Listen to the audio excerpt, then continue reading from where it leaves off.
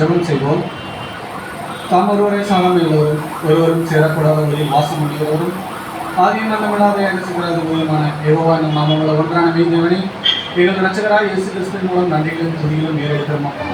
அப்பா, கடந்த காலம் முழுவதும் எங்களை கண்ணீர் போல காத்துள்ளதும் கொடான கோடி நன்றிகளும் துதிகளும் ஏறெடுக்கிறோம். அப்பா, வாழ்நாள் ஒரு நாளை கூட்டி கொடுத்து இந்த நாளிலும் கூட சகோதர சகோதரிகளை ஒன்று கூடி உங்களுடைய நாமத்தை தொழுது கொள்ள இப்பேற்பட்ட ஒரு சாக்கியத்தை தந்ததற்காக கொடான கோடி நன்றிகளும் துதிகளும் ஏறெடுக்கிறோம்.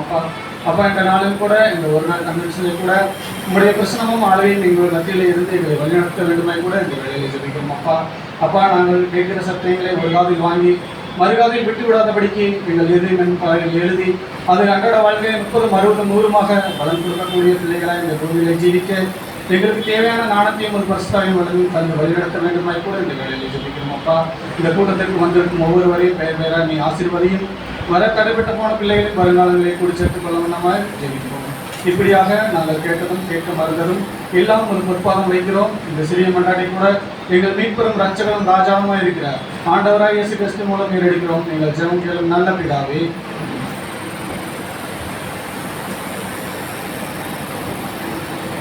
இந்த நாளைக்குரிய விசுவாச பிரமாண வாசிக்கும்படி சகோதரர் வசந்த் அவர்களையும், அதைத் தொடர்ந்து காலை திருமண வாசிக்கும்படி சகோதரர் சிஜு அவர்களையும் சபையின் சார்பாக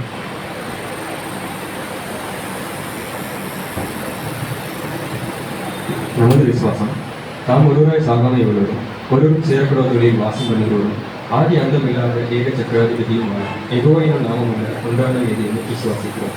அவருடைய ஒரே பேரான குமாரன் நம்முடைய கர்த்தரும் இரட்சகருமான இயேசு கிறிஸ்துவையும் விசுவாசிக்கிறோம். இவர் அதிரேசமான தேவனுடைய தரிசனமும் சர்வ சிருஷ்டிக்கும் முன்னிலை பேருமானார்.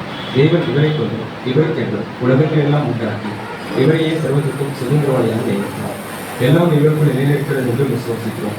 இவர் தேவகுமாரனாக இருந்தும் தேவனுக்கு சமமாக இருக்க எண்ணாமல் அக்கிரமங்களால் ஜீவனிழந்த மனுஷர் பேரை மாறிவிடி தம்மைத்தாமே வெறுமையாக்கி மனிதனாகி எல்லோரும் ஈர்க்கும் பொருளாக தம்முடைய ஜீவனையே கொடுத்து தேவனுக்கும் மனுஷருக்கும் சமாதானத்தை உண்டு பண்ணினார் என்றும் விசுவாசிக்கிறோம்.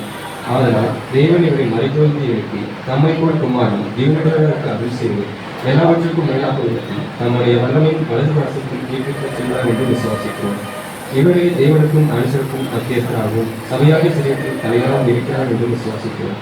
இவர் பரலோகத்திற்கு ஏறி தாம் வாக்குத்தத்தம் பண்ணின உண்மையிலிருந்து நலனாகிய பரிசுத்த ஆகிய விசுவாசங்களை சபைக்கு அருளி தேவ சித்தத்தை அவர்களுக்கு வெளிப்படுத்தி வழியின் ஜீவியத்தில் அவர்களை நடத்தி வருகிறார் என்று விசுவாசிக்கிறோம். பிதா கிடைத்த காலத்தில் இவர் வழியில் மனப்பட்டு முதலாம் அமைச்சர்கள் தம்முடைய சபையாக சகல பரிசுத்தம் மூலம் எப்பூமியை நீதியாக நியாயந்தித்து சகல துறைத்தனத்தையும் அதிகாரத்தையும் வல்லமையும் அதிகரித்து என்றும் மரியாதை தம்முடைய நீதிமன்ற அரசத்தை ஸ்தாபிப்பார் என்று விசுவாசிக்கிறோம்.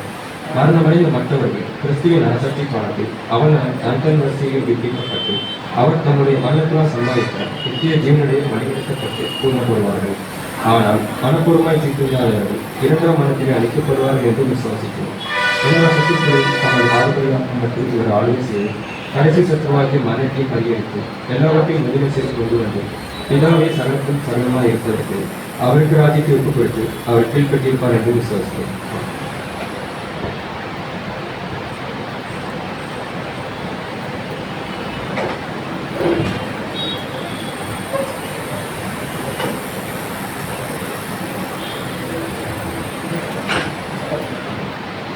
நாளுக்குரிய காலை தியானங்கள்.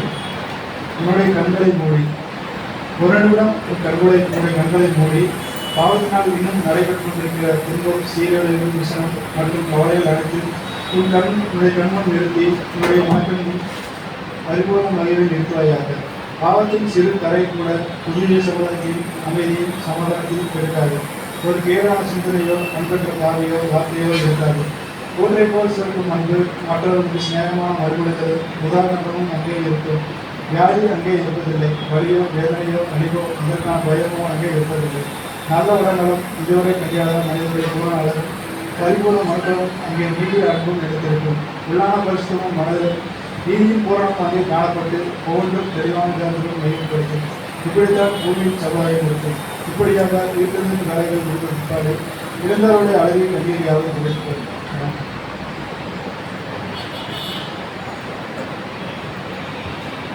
இந்த நாளைக்குரிய வாக்குத்தத்த வாசிக்கும்படி சகோதரர் அபினதாப் அவர்களையும், அதனைத் தொடர்ந்து மன்னாவை வழங்கும்படி சகோதரர் கௌதம் அவர்களையும் அழைக்கிறார்.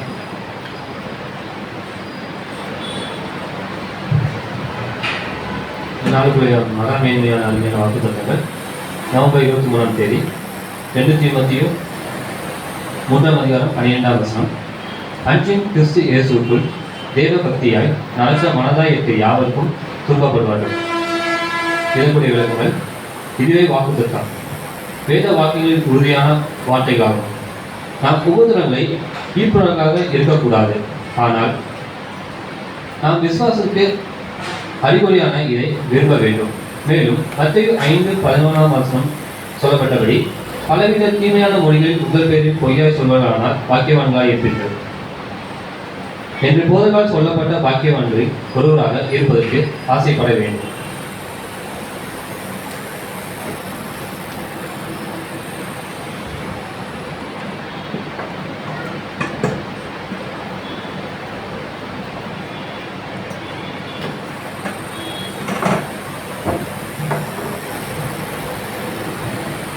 இன்றைக்குரிய அனுதின பரலோகம் அண்ணா இவருடைய 10ஆம் அதிகாரம் 36ஆம் வசனம்.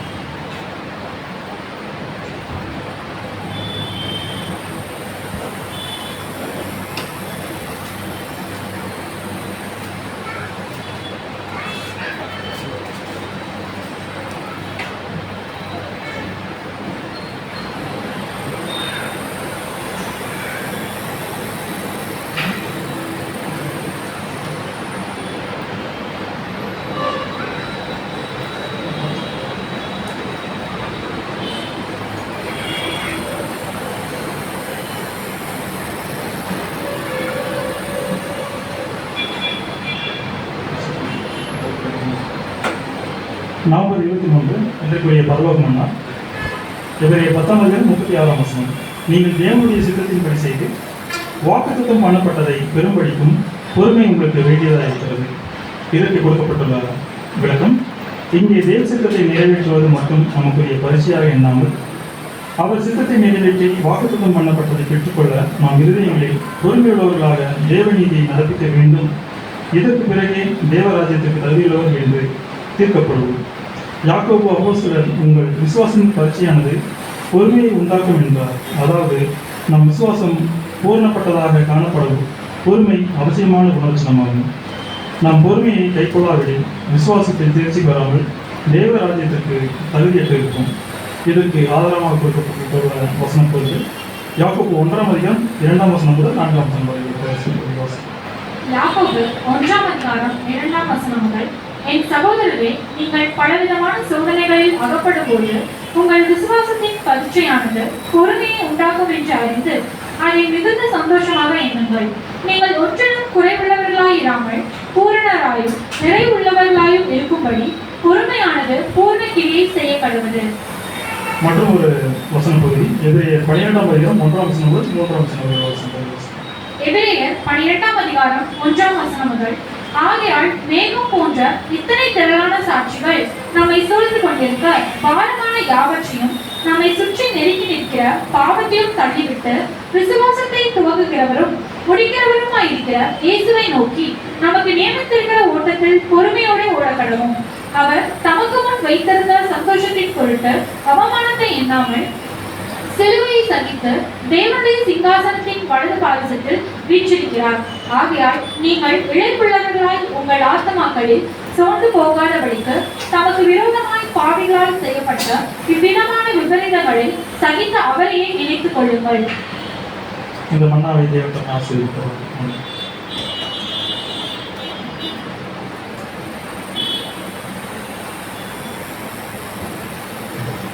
இந்த நாளிலும் நம்ம இந்த பார்க்க இருக்கிற பாடத்தின் தலைப்பு யுத்தம். யுத்தம் என்ற தலைப்பின் கீழாக தூது கொடுக்கும்படி வெள்ளூரில் வந்திருக்கிற அன்பு சகோதரர் ஜெகநாதா அவர்களின் சபையின் சார்பாக இருக்கிறோம்.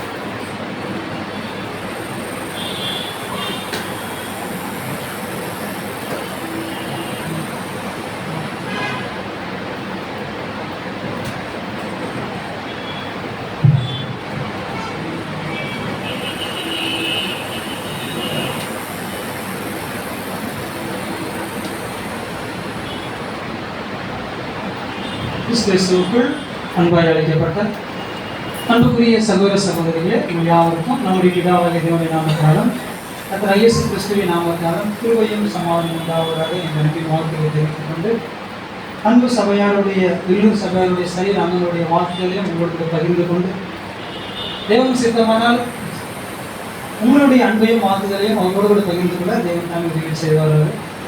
நம்ம பாடத்துக்களை கடந்து போகலாம். இந்த வழக்கமான ஒரு கேள்வி, கடைசியாக நம்ம வரும்போது என்ன பாடங்கள் நம்ம பகிர்ந்து கொண்ட ஞாபகம் இருக்கா? 2 வருடங்கள் ஆயிடுச்சு நினைக்கிறேன். சரி, பரவாயில்ல. அதனுடைய செகண்ட் பார்ட் தான் இன்றைக்கி நம்ம என்ன பண்ண போகிறோம், பார்க்க போகிறோம். இதை கேட்கும்போது உங்களுக்கு ஒரு வேலை ஞாபகம் வரும்னு நான் நினைக்கிறேன். சரி, பார்க்கலாம். பாடத்தினுடைய தலைப்பு யுத்தம் அப்படின்னு சகோதரர் சொன்னாங்க. யுத்தம் அப்படின்னு சொன்னால் நமக்கு என்ன ஞாபகம் வரும்?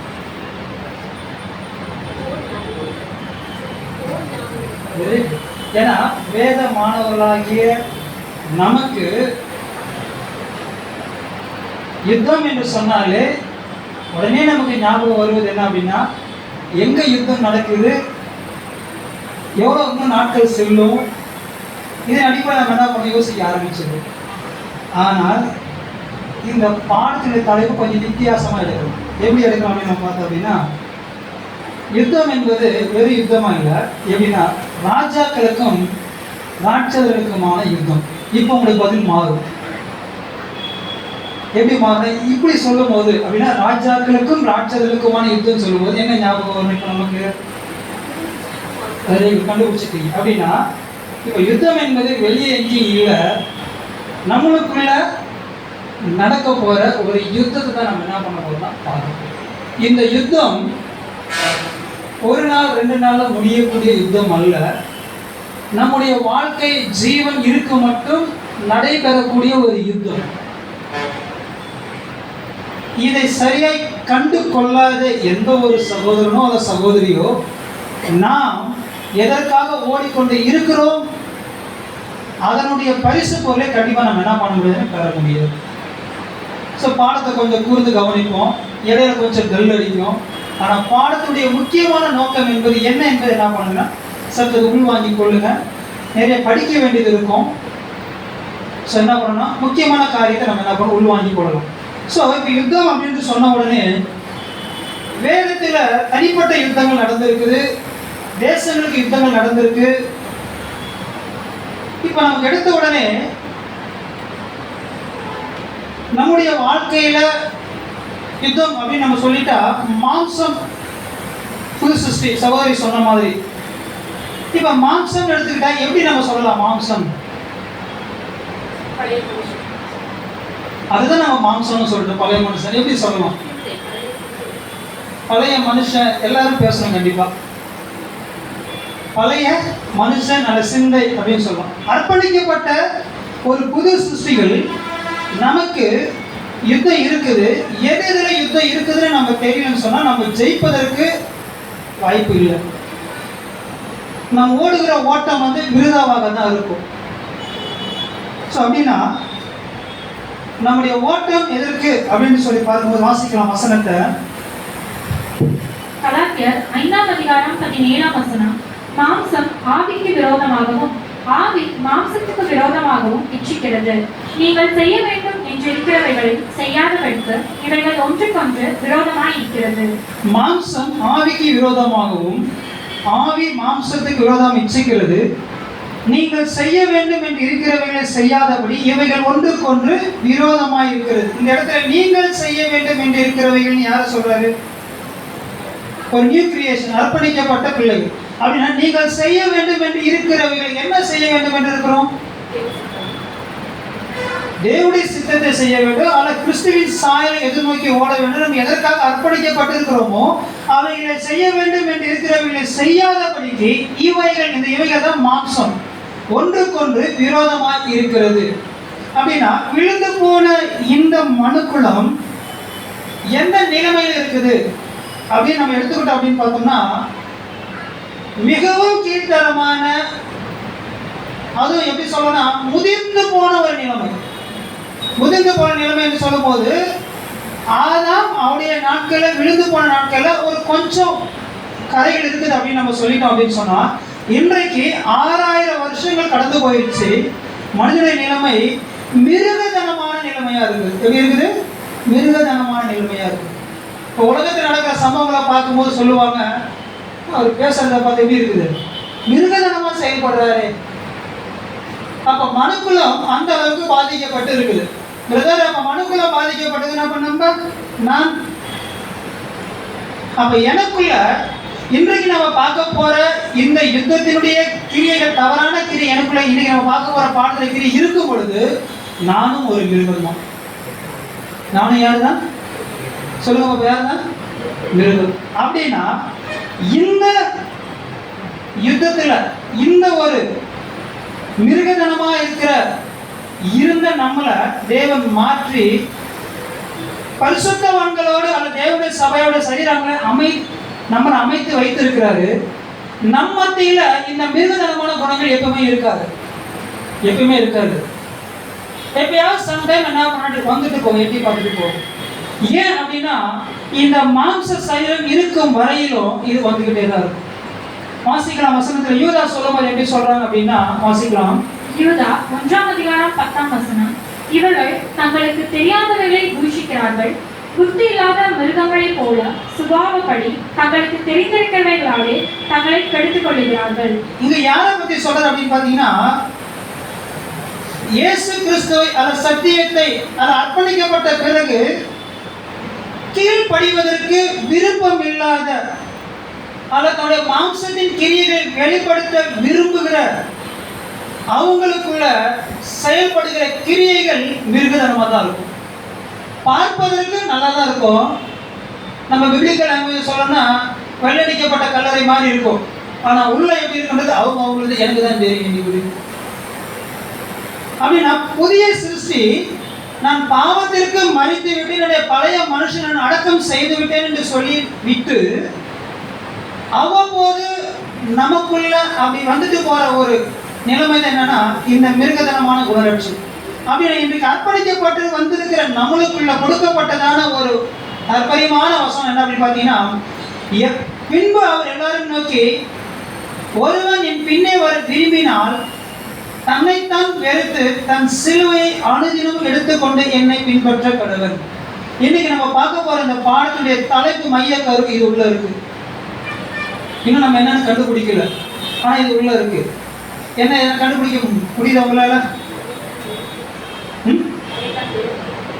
வெறுத்துன்றது எப்படி சொல்லலாம்? சரி, உள்ள கடந்து போகலாம் அப்படின்னா நல்லா கவனிச்சு பாருங்க. தன்னைத்தான் வெறுத்தவர்கள் அவருடைய நிலைமை எப்படி இருக்கணும் அப்படின்னு பார்த்தீங்கன்னா, தமக்கு முன்பாக நாம் அன்பில் பரிசுத்தம் உள்ளவர்கள் குற்றம் இல்லாதவர்களுமாய் இருப்பதற்கு அவர் உலக தோற்றத்துக்கு முன்னே கிறிஸ்துவுக்குள் நம்மை தெரிந்து கொண்டபடியே. அப்படின்னா ஒருவேளை வெறுத்தவர்கள் அப்படின்னு நம்ம சொல்லிட்டோம்னா, அர்ப்பணிச்சிட்டோம் அப்படின்னு சொன்னா இந்த ரெண்டு குணலட்சணம், இந்த ரெண்டு காரியங்கள் நம்மளுக்குள்ள இருக்கணும். நாம் அன்பில் பரிசுத்தம் உள்ளவர்களும் குற்றம் இல்லாதவர்களுமாய் இருப்பதற்கு எப்படி இருக்கணுமா? அன்பில் பரிசுத்தம் உள்ளவர்களும், இரண்டாவது சொல்றாரு குற்றம் இல்லாதவர்களுமாய் இருப்பதற்கு அவர் உலக தோற்றத்துக்கு முன்னே. இது எப்படி புரிஞ்சுக்கலாம் உலக தோற்றத்துக்கு முன்னேன்றது? அப்ப நம்ம ஒவ்வொருவரையும் உலக தோற்றத்துக்கு முன்னே பிரதர் ஏ பிரதர் பி அப்படின்றவங்களை உலக தோற்றத்துக்கு முன்னே தெரிந்து கொள்வாருன்னு சொல்லலாமா? அப்படி அல்ல. இந்த சபை வகுப்பாறை ஒரு எக்ஸாம்பிள் நம்ம பார்த்துட்டு அங்கே இருக்கு. என்னன்னா, இயேசு கிறிஸ்துவை அவருடைய ரட்சிப்பின் திட்டத்திற்கு தேவன் உலக தோற்றத்துக்கு முன்னே என்ன பண்ணிட்டாங்க? அதே போல சபை அப்படியே மனவாட்டி, தேவனுடைய குமாரனுக்கு மனவாட்டியா இருக்கக்கூடிய ஒரு வகுப்பாரை தெரிந்து கொண்டுட்டாரு. அந்த வகுப்பார் அன்பில் பரிசுத்தம் உள்ளவர்களும் குற்றம் இல்லாதவர்களும். இந்த ரெண்டு காரியம் இருக்கிறவங்க மாத்திரமா தான் இந்த ஒரு பங்குக்குள்ள என்ன பண்ண முடியும்? பங்கடைய முடியும். அப்படி இன்றைக்கு அதற்குள்ள அர்ப்பணிக்கப்பட்டு வந்திருக்கிற நம்மளுக்குள்ள கிறிஸ்துவாகிய கரு உருவாக்கி கொண்டு இருக்கு. இங்க இருக்கிறவங்களுக்குள்ள அந்த கரு இல்லாம நம்ம இருக்க மாட்டோம். வேணா வளர்ச்சி வேணா வித்தியாசப்படலாம். குழந்தை பருவமா இருக்கலாம், இல்லை கொஞ்சம் வளர்ந்துருக்கலாம், இல்லை முதிர்ச்சி நிலை எட்டி இருக்கலாம், இப்படி வேணா இருக்கலாம். ஆனா இந்த கருநிலை இல்லாம யாருமே இருக்க மாட்டோம். அப்படின்னா இன்னைக்கு நம்முடைய கேள்வி, இந்த கிறிஸ்துவை பெற்றுக்கொண்ட நாம் அல்ல நான் எனக்குள்ள எந்த அளவுக்கு அது வளர்ச்சி அடைந்திருக்கு? ஏன் கேட்கிறோம்னா, நம்ம யுத்தம் பண்ண போறோம், ஒரு குணலட்சணத்தை எடுக்க போறோம். அந்த குணலட்சணம் நம்மளுக்குள்ள இருக்குது அப்படின்னு சொன்னா கண்டிப்பா இந்த வளர்ச்சி இருக்காது, கிறிஸ்துன்ற வளர்ச்சி இருக்காது. இன்னும் நம்ம என்ன பாடத்துல தலைக்குள்ள மையக்கருவுன்னு போகல, மாம்சம் தான் பார்த்துருக்கோம். ஆனா மாம்சம் மட்டுமே நம்ம எடுத்துக்கூடாது, அதுக்குள்ள இருக்கிற ஒரு பாத்திரம் மட்டும் நம்ம வெளியே எடுக்க போகிறோம். எந்த அளவுக்கு வளர்ச்சி நம்ம அடைந்திருக்கிறோம் அப்படின்னா, இன்னைக்கு நம்ம பார்க்க போற அந்த கேரக்டர், அந்த குணலட்சணம் எப்படி இந்த மனுக்குலத்தின் மேல விதைக்கப்பட்டுச்சு, எப்படி அது உருவெடுத்து இவ்வளவு தூரம் பரிணாமம் பெற்று வளர்ந்து வந்திருக்கு அப்படின்றத நம்ம பார்க்கறதுக்கு ஆதியாகமத்தில் நம்ம கடந்து போகிறோம். ஆதியாகமம் 3ஆம் அதிகாரம் 6ஆம் வசனம். ஆதியாகமம் 3ஆம் அதிகாரம் 6ஆம் வசனம். அப்பொழுது ஸ்ரீயானவள் அந்த விருட்சம் புசிப்புக்கு நல்லதும் பார்வைக்கு இன்பமும் புத்தியை தெளிவிக்கிறதற்கு இச்சிக்கப்படத்தக்க விருட்சமுமாய் இருக்கிறது என்று கண்டு அதன் கனியை பறித்து புசித்து தன் புருஷனுக்கும் கொடுத்தாள், அவனும் புசித்தான். அப்பொழுது ஸ்திரீயானவள் அந்த விருட்சம் புசிப்புக்கு நல்லதும் பார்வைக்கு இன்பமும் புத்தியை தெளிவிக்கிறதுக்கு இச்சிக்கப்படத்தக்க விருட்சமுமா இருக்கிறது என்று கண்டு. இப்ப கேள்வி, ஏவாளுக்கு எப்படி தெரியுது விஷயம்? ஸ்திரீயானவள் அந்த விருட்சம் புசிப்புக்கு நல்லது பார்வைக்கு இன்பம் அப்படின்ற காரியத்தை இல்லையா, புத்தியை தெளிவிக்கிறதுக்கு இச்சிக்கப்படத்தக்க விருட்சமா இருக்குதுன்னு சொன்னாங்க. எப்படி இது ஏவாளுக்கு தெரியுது? ஆதாம் சொல்லியிருக்கணும். எப்படி சொல்லி? அப்ப இப்ப கேள்வி இப்படி கேட்கிறேன், அப்ப ஆதாமுக்கு எப்படி தெரியும்? தேவன் சொன்னார் பழத்தை சாப்பிடவே சாப்பிடாதுன்னு சொன்னாரு. கொஞ்சம் கேள்வி கூர்ந்து கவனிக்கலாம். அந்த விருட்சம் புசிக்கிறதுக்கு நல்லதா இருக்கும், நம்ம வாசலை கேட்டோம்னா பார்க்க ரொம்ப நல்லா இருக்கு, இது காமனா விட்டுடலாம். புத்தியை தெளிவிக்கிறதுக்கு அப்ப இதை சாப்பிட்டா புத்தியை அடைஞ்சிடலான்றது எப்படி தெரியும்னு கேட்கறேன். புரியல? பாயிண்ட் கொஸ்டின் யார் சொல்லியிருக்கணும்? இப்ப கேள்வி இப்படி போகலாம். அப்ப சாத்தானுக்கு எப்படி தெரியுது? இல்ல திருநெல்வேலி அல்வா சூப்பரா இருக்கும்போது அப்படி சொல்லிக்கிட்டே இருந்தா நல்லா இருக்காது. அப்படி சொல்றாருன்னா ஒன்னு அவர் திருநெல்வேலி அல்வாவை என்ன பண்ணிருக்கணும், அவரு சாப்பிடணும். இப்ப கேள்வி வருதுங்க, இப்ப கேள்வி ஆன்சர் வருது அப்படின்னா சாத்தான் இப்படி சொல்றாங்க அப்படின்னா அப்ப அந்த கனியை யார் புசிச்சிருக்கணும்? புசிச்சாரா? தெரியல. இப்ப நம்ம என்ன பண்ண போறோம், இந்த பாடம் எப்படி நம்ம எடுத்துருக்கோம் அப்படின்னு நம்ம சொல்றோம் அப்படின்னா, ரீபிரின்ஸோட கேதரிங் தான் இந்த பாடம். இது பல ரீபிரின்ஸை நம்ம என்ன பண்ண இணைச்சு ஒரு பாடமும் தொகுத்துருக்கோம். அப்படின்னா ஏவாள் வஞ்சிக்கப்பட்ட விதம் அப்படின்ற ஒரு தலைப்பு இருக்கும். அதுல போய் நீங்க எடுத்து படிச்சீங்கன்னா முதல்ல சாத்தான் அதை சாப்பிட்டுருக்காங்க. சாப்பிட்டுட்டு தான் இந்த படத்துடைய எக்ஸ்பீரியன்ஸ் என்ன பண்ணியிருக்காங்கன்னா ஏவாள் கிட்ட பிரதிபலிச்சிருக்காங்க. ஏவாளை சாப்பிட வைப்பதற்கு முன்பதாக ஏவாளுக்குள்ள ஒரு குணலட்சணத்தை அந்த சாத்தான் விதைச்சிருக்கான். அந்த விதைக்கப்பட்ட குணலட்சணத்தை இன்னைக்கு மிருகதனமா முழு மனுக்குலத்தையும் ஆட்டி படைச்சுக்கிட்டு இருக்குது. அந்த குணலட்சணம் தான் இன்றைக்கு வரைக்கும் முழு மனுக்குலத்திலும் நடந்த யுத்தங்களா இருக்கட்டும், அல்லது விரோதங்களா இருக்கட்டும், பகைகளாக இருக்கட்டும், கொலைகளாக இருக்கட்டும், எல்லாத்துக்குமே மூல ஆதாரமா இருப்பது அந்த ஒரு குணலட்சணம் மாத்திரமே தான். அதான் சகோதரி எல்லாரையும் பிரின்சிபலா கோட் பண்றாங்க. இனி நடக்க போற 3ஆம் உலக யுத்தம் நடக்கணும்னா கூட அந்த ஒரு குணலட்சணத்தின் அடிப்படையில தான் இந்த யுத்தமும் நடக்க போகுது அப்படின்னு சொல்றோம். அப்படி என்ன குணலட்சணம் அப்படின்னு பாடத்துக்கு கடந்து போகுது அப்படின்னா, அன்புக்குரிய சகோதர சகோதரிகளே, இந்த ஒரு குணலட்சணம் அன்றைக்கு ஆதாம் ஏவாளுக்குள்ள விதைக்கப்பட்டுச்சு. அதனுடைய விளைவு எங்க பிரதிபலிச்சிச்சு அப்படின்னு நம்ம பார்த்தோம் அப்படின்னா, முதலாம் உலகத்துல பிரதிபலிச்சிச்சு. எப்படி அப்படின்னா, முதலாம் உலக சப்ஜெக்ட் நம்ம பேசிக் சப்ஜெக்ட் எல்லாருமே கேட்டிருப்போம். மனுஷனுடைய அக்கிரமம் பூமியிலே பெருகினது என்றும் அவன் இருதயத்தின் நினைவுகள் தோற்றம் நித்தமும் கொள்ளாதது என்று கர்த்தர் கண்டு. அப்ப சாத்தான் விதைச்சு ஒரு கல்டிவேட் பண்ணிட்டாங்க அந்த இடத்துல. அதனுடைய அறுவடை தான் முதல் உலகமே அழிவதற்கு ஒரு காரணமா இருந்துச்சு. அவனுடைய இருதயத்தினுடைய எண்ணங்கள் நித்தமும் கொள்ளாததா இருந்துச்சு. எதனா உங்களால கெஸ் பண்ண முடியுதா என்ன குணலட்சணமா இருக்கும்? என்ன குணலட்சணமா இருக்கும்? மேட்டிமை. மேட்டிமை வர்றதுக்கும் இந்த குணலட்சணம் தான் காரணம் அப்படின்னு.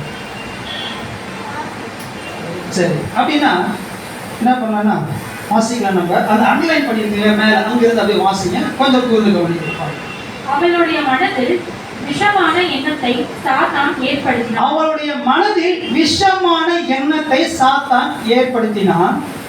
ஆனால் அவர்களை அதிகமாக நேசித்தவனும் அவர்களுடைய நலனிலும் சுதந்திரத்திலும் அக்கறை உள்ளவனும் இப்பொழுது புதிதாக கிடைத்த நண்பனும் ஆகிய சாத்தான் அவர்களிடம் விளக்கப்பட்ட கனியை புசிப்பது அழிவையும் மரணத்தையும் கொண்டு வராது என்பது மாத்திரமல்லாது அது அதிகமான அறிவையும் சுதந்திரத்தையும் கொண்டு வருவதோடு அவர்களுடைய அதிகாரம் அனைத்தையும் உபயோகிக்கவும் முடியும் என்று உறுதிபட கூறினான். அந்த விஷம் துரிதமாக கிரியை செய்தது. தாயாகிய ஏவாளின் இருதயத்தில் இதற்கு முன்பாக இருந்தது போல இல்லாமல் சுயநலமும் அடக்கே தீர வேண்டும் என்கிற உணர்வும் கிளர்ச்சி பெற்றது. என்ன குணலட்சணம் கண்டுபிடிச்சிட்டு போனோம்? என்ன குணலட்சணம்? சுயநலம். இப்ப நம்ம சொன்ன எல்லாத்தையும் திரும்பி பார்க்கிறோம். எல்லாவற்றுக்குமே மூல காரணம் எதுதான் இருக்கும்? சுயநலமா தான் இருக்கும். அப்படின்னா இந்த ஒரு விஷமான எண்ணத்தை கணவனைய ஏவாள் இன்னும் கிரியை அதை வெளிப்படுத்தல. முதல்ல இருதயத்துக்குள்ள எதை விதைச்சிட்டாங்க? இந்த ஒரு சுயநலம் என்கிற ஒரு விஷமான எண்ணத்தை. ஒரு பாம்பு கடிச்சா கொஞ்ச நேரத்தில் அவர்கள் இருப்பாங்க, இல்லைன்னு தெரிஞ்சிடும், எடுத்தாயிடும். ஆனா இந்த விஷயம் அப்படியே கிடையாது. ஸ்லோ பாய்சன், கொஞ்சம் கொஞ்சமா கொள்ளும், கொஞ்சம் கொஞ்சமா கொள்ளுது. அப்படி கொண்டுதான் இன்றைக்கு மனுஷனுடைய மனுக்கள் எப்படி ஆயிடுச்சுன்னா மிருகதனமா மாறிடுச்சு. ஒருவேளை ஃபேமிலியா இருக்கட்டும், அல்ல சபையா இருக்கட்டும், அல்ல நண்பர்கள் வட்டாரமா இருக்கட்டும், அல்ல கம்பெனியா இருக்கட்டும், எங்க வேணா பாருங்க ஒரு சம்பவம் நடக்குதுன்னா அது உண்மையா கொஞ்சம் ஆராய்ச்சி போய் நீங்க அடித்தளத்தை எடுத்து நீங்க பார்த்தீங்கன்னா எங்கேயோ ஒரு இடத்துல அந்த சுயநலம் ஒட்டிக்கிட்டு, அந்த சுயநலம் ஒட்டிக்கிட்டு. இப்ப கேள்வி இப்படி கேட்கிறேன், சுயநலம் இருக்கிறதுனால என்னென்னலாம் ஆகும், என்னென்னலாம் நடக்கும் சொல்லுங்க பார்ப்போம். அது ஒரு பெரிய விஷயமா அப்படின்னு கேட்கலாம். என்னென்னலாம் நடக்க வாய்ப்பு இருக்கு?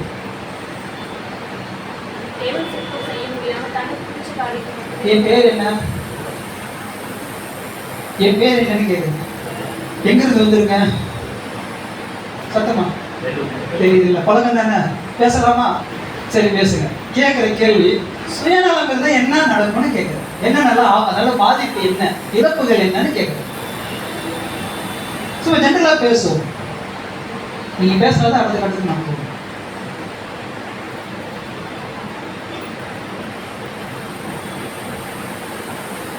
சரி பரவாயில்ல. ஏன் நம்மளால சொல்ல முடியாதுன்னா டைரக்டா சுயநலத்தை பத்தி பைபிள்ல நம்ம என்ன பண்ண முடியாதுன்னா பார்க்க முடியாது. அதுதான் அது ஒரு பெரிய இந்த சுயநலம் என்பது எங்கேயோ ஒரு சில வசனங்கள் மாத்திரமா இருக்கும். ஆனா இந்த வசனங்களுக்குள்ள போய் நம்ம தியானிச்சு எடுக்கும் போதுதான் இது ஒரு சுயநலமா, இது ஒரு பாதிப்பு இருக்கான்றது நமக்கு தெரியும். அப்படின்னா இதை புரிந்து கொள்வதற்கு நம்ம என்ன பண்ணிக்கணும்னா ரீபிரின்ஸ் வந்து கேதர் பண்ணிக்கிட்டு இப்போ நம்ம வாசிக்க ஆரம்பிக்கலாம். வாசிக்க பார்ப்போம். மேல இருக்குது. பாவம் செய்வதற்கு முன்னால் தனது குறிக்கோள்களையும் சுயநலத்தையும் முன்னே அனுப்பி. அப்படின்னா ஏவாள் செய்வதற்கு அந்த கிரியைகளை தன் பாவங்களை வெளிப்படுத்துவதற்கு முன்பதாக அவர்கள் எதை விதைச்சிட்டாங்க? இந்த சுயநலம் என்கிற ஒன்றை விதைச்சிட்டாங்க. வாசிங்க அப்படியே. உலகமும் அதன் பெருமையின் ஆவி சுயநலம் போன்றவைகளும் புது சிருஷ்டியின் முக்கியமான சத்துருக்களில் ஒன்று என்பதை அறிந்து கொள்ள வேண்டும். யாருக்கு சத்துருவா? நான் சொல்லதுதான் திரும்பி கேட்கிறேன். நீங்க வாசிக்கிறது தான் நான் கேட்கிறேன். யாருக்கு சத்துருவா? சத்தமா புது சிருஷ்டி. அப்ப புது சிருஷ்டிக்கு சத்துரு அப்படின்னு நம்ம தெரிஞ்சிருக்கு. அப்படின்னா இப்ப கேள்வி, நம்ம பாடத்துடைய தலைப்பு என்ன வச்சோம்? யுத்தம், ராஜாக்களுக்கும் ராட்சதர்கள். இப்ப சொல்லுங்க, நம்ம வச்ச தலைப்பு சரியா இருக்குமா? ராட்சதர் யாரு, ராஜாக்கள் யாரு? ராஜாக்கள் யார்? அதையாவது சொல்லுவோமே. நான் தான். சொல்லுங்க பாப்பா, நான் தான். அப்படின்னா நம்மளுக்குள்ள ஒரு ராட்சதன் மறைஞ்சுக்கிட்டு இருக்கிறான். அந்த ராட்சதனை கண்டுபிடிக்க போறோம் இன்னைக்கு. அந்த ராட்சதன் உள்ள இருப்பதனால நமக்கு என்னென்ன இழப்புகள் வரப்போகுது, என்ன பாதிப்புகள் இருக்குது அப்படின்னு கண்டுபிடிக்க போறோம். கண்டுபிடிச்சிட்டு எப்படி நம்ம யுத்தம் பண்ணலான்றதை நம்ம என்ன பண்ணலாம் பார்க்க போறோம். வாசிங்க அப்படின்னு. இந்த உலகத்தின் ஆவியின் கீழ் செயல்பட்டு கொண்டிருக்கிறது. இது ஒரு பெரிய நதியாக ஒரு பொதுவான திசையில் நகர்ந்து கொண்டிருக்கிறது. எந்த பக்கம் இழுக்குதோ அந்த பக்கம் பொதுவா நகர்ந்து நதியா ஓடிக்கிட்டு இருக்குது. சில பகுதிகளில் வேகம் இருக்கிறது, சில பகுதிகள் ரொம்ப வேகமா ஓடுது. எப்படி சொல்ற, உலகத்துல வேகமா ஓடுது இன்றைய காலகட்டங்கள்ல, முடிவு காலகட்டங்கள்ல. மற்ற பகுதிகளில் அதிகம் பந்தம் இருக்கிறது, அப்படியே கொஞ்சம் ஸ்லோவா போய்கிட்டு ஒரு சில இடங்கள்ல. ஆனாலும் எல்லாம் சுயநலம் என்கிற ஒரே திசையில் பின்பற்றி. ஆனா மூல காரணம் என்னவா இருக்குன்னா சுயநலம் என்கிற ஒரு காரணமா தான் இருக்கு. 6th வால்யூம் என்ன இடத்துல படிக்கும் போது சத்தியம் ஆறாய் பாய்ந்து ஓடிக்கிட்டு இருக்கு. எப்படி ஓடிட்டு இருக்குது? ஆறாய் பாய்ந்து ஓடிக்கிட்டு இருக்கு சகோதரர் எழுதியிருக்கோம். ஆனா அட் தி சேம் டைம் சுயநலம் என்கிற ஒரு குணலட்சணமும் சபை மத்தியில ஆறாய் பாய்ந்து ஓடிக்கிட்டு இருக்கு. அதுவும் குறிப்பா 7ஆம் கால சபையில், அன்புக்குரிய தேவனுடைய சபையே, 7ஆம் கால சபையில சுயநலம் என்பது தலை விரித்தாலும் சுயநலத்தால சபைகள் வஞ்சிக்கப்பட்டு போகும் என்பதை சகோதரர் எழுதியிருக்கிறார். ரொம்ப டேஞ்சரான காரியம். அப்படின்னா இந்த ஒரு செல்ஃபிஷ், இந்த ஒரு சுயநலம் எவ்வளவு ஒரு டேஞ்சரா இருக்கு பாருங்க. தன்னுடைய அர்ப்பணிப்பை மறக்க செய்கிறோம். நான் ஆவியில் ஜெனிப்பிக்கப்பட்டிருக்கிறேன் என்பதை மறக்க செய்கிறோம். தன் அர்ப்பணிக்கப்பட்ட நாட்களில் இருந்த பக்தி வைராக்கியத்தை மறக்க செய்யும். இதனுடைய சரீர அங்கம் என் பக்கத்தில் உட்கார்ந்து ஒரு கிறிஸ்து என்பதை மறக்க செய்யும். தனக்கு சாதகமாக்கி கொள்ள எல்லாவற்றையும் அவ்வளவு ஒரு கடினத்தன்மை வாய்ந்த ஒரு சுயநலம். பேசிக்கா நம்ம எடுத்து அப்படின்னு பார்த்தோம் அப்படின்னு சொன்னா, இந்த சுயநலம் என்பது ஒரு சாதாரண செடி எடுத்து, ஒரு சின்ன செடி, சாதாரண செடி எடுத்து மேல 3 அடி தான் வளர்ந்துருக்கும். ஆனா அதோடைய வேர் வந்து 7 அடி வரை, சாதாரண செடி நான் சொல்றது, சாதாரண ஒரு செடி 7 அடி வரை உள்ள பாய்ந்து போகும். ஏன் நம்ம அப்படி பார்க்கிறோம்னா, இன்றைக்கு சகோதரர் மத்தியில அறியாமையிலே இந்த ஒரு குணலட்சணம் வேறு ஒன்றிக்கிட்டே இருக்கு. அதை கண்டுபிடிக்க தெரியல. அது எப்படி கண்டுகொள்வது என்பது புரியல. சுயநலமானது வேறுண்டினாக இருக்கிறது. உலகத்தின் முழு மனுக்குலத்தின் மேலும் அது ஒரு பிடிமானத்தை பெற்றிருக்கு. கொஞ்சம் இடம் கொடுத்துட்டோம்னா, அன்புக்குரிய சகோதரனை சகோதரியை, கொஞ்சம் சுயநலத்துக்கு எடுக்க இடம் கொடுத்துட்டோம்னு சொன்னா நாம் வஞ்சிக்கப்பட்டு போய்விடுவோம். கொஞ்சம் பாருங்க, நம்முடைய இருதயத்தின் ஆழத்தில் இருக்கும் சுயநலம் என்ன ஊற்றை, அந்த ஊற்றை கண்டுபிடிக்கணும். அதை கண்டுபிடிக்கும். இதுக்கு அடுத்து வர பாயிண்ட் நம்ம அடுத்து பின்னாடி பார்க்கணும். எந்த இடத்துல என்கிட்ட சுயநலம் தலைவிரிச்சு ஆடுது, எந்த இடத்துல தூக்க ஆரம்பிக்குது, கண்டுபிடிக்கும். அதை கண்டுபிடிக்கிறது கஷ்டம் தான், ரொம்ப கஷ்டம். இந்த சுயநலம், இந்த ஒரு வேர் எப்பேற்பட்ட கடினத்தன்மையும் உடைச்சது. எக்ஸாம்பிள் நம்ம எடுத்துட்டோம் அப்படின்னு சொன்னா, இவ்வளவு பெரிய பாறையை அந்த வேர் என்ன பண்ணுது, இந்த பாறையை உடைச்சுக்கிட்டு பிளந்துக்கிட்டு அந்த மரம் வெளியே வருதுன்னா அந்த வேருக்கு எவ்வளவு சக்தி இருக்கும் பாருங்க. ஒரு பில்டிங்கை என்ன பண்ணிடாது, சாட்சி கண்டுபிடிக்க முடியாது. ஆசிட் ஊத்தி பார்ப்பாங்க, நோண்டி பார்ப்பாங்க, என்ன பார்ப்பாங்க, எடுத்துட்டாலும் ஒரு மன திருப்தி இருக்கும். ஆனா உள்ள எங்கேயோ குறைஞ்சிக்கிட்டே கிடக்கும். நமக்கு சொன்னா நம்மளுடைய சிந்தையை, நம்மளுடைய இருதயத்தை, எலும்புகளை, நரம்புகளை அதை குறைஞ்சிக்கிட்டே கிடக்கும். நைட்டு பார்க்கணும். இந்த சுயநலம் எப்பேற்பட்ட கடினத்தன்மை.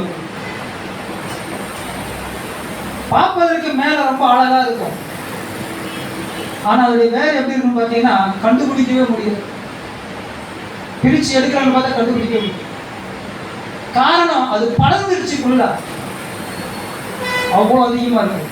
இன்னொரு விஷயம் என்ன தெரியுங்களா, படர்றது மட்டும் இல்லை, விலகிறது மட்டும் இல்லை, ஆக்குப்பை பண்ணிக்கும். தட் மீன்ஸ் எப்படின்னா, அந்த வேர் எங்கெங்கெல்லாம் கடந்து செய்த அந்த இடத்தை அபகரித்து கொள்ள முடியுமோ எல்லாவற்றையும் எடுத்துக்கொள்ளும். இந்த பாடத்தின் அடிப்படையில் நம்ம சொல்லணும்னு சொன்னா, புது சிஸ்டத்தை தன் கட்டுப்பாட்டுக்குள்ள கொண்டு வந்துடும். இந்த சுயநலம் தன் கட்டுப்பாட்டுக்குள்ள கொண்டு, நான் சொல்றது நீ செய் அப்படின்னு இந்த மாம்சம் அப்படின்னு சொல்ற சுயநலம் கட்டுப்பாட்டுக்குள்ள. இது இன்னொரு டேஞ்சர் என்ன அப்படின்னா, வேறொரு குணலட்சணங்களை நம்ம பாதிக்கப்பட்டிருக்கோம். ஒரு சகோதரனோ ஒரு சகோதரியோ ஒரு பாடமோ நம்மளை என்ன பண்ண விடுதலையாகி கொண்டு வந்துடும். பிரதர் இது நம்மளுக்குள்ள இருக்க தவறு பிரதர் அப்படின்னு நம்மளை மீட்டு கொண்டு வந்துடும். சிஸ்டர் இது உங்களுக்குள்ள இருக்கு, கொஞ்சம் மாத்திக்கிங்க, கொண்டு வந்துடலாம்.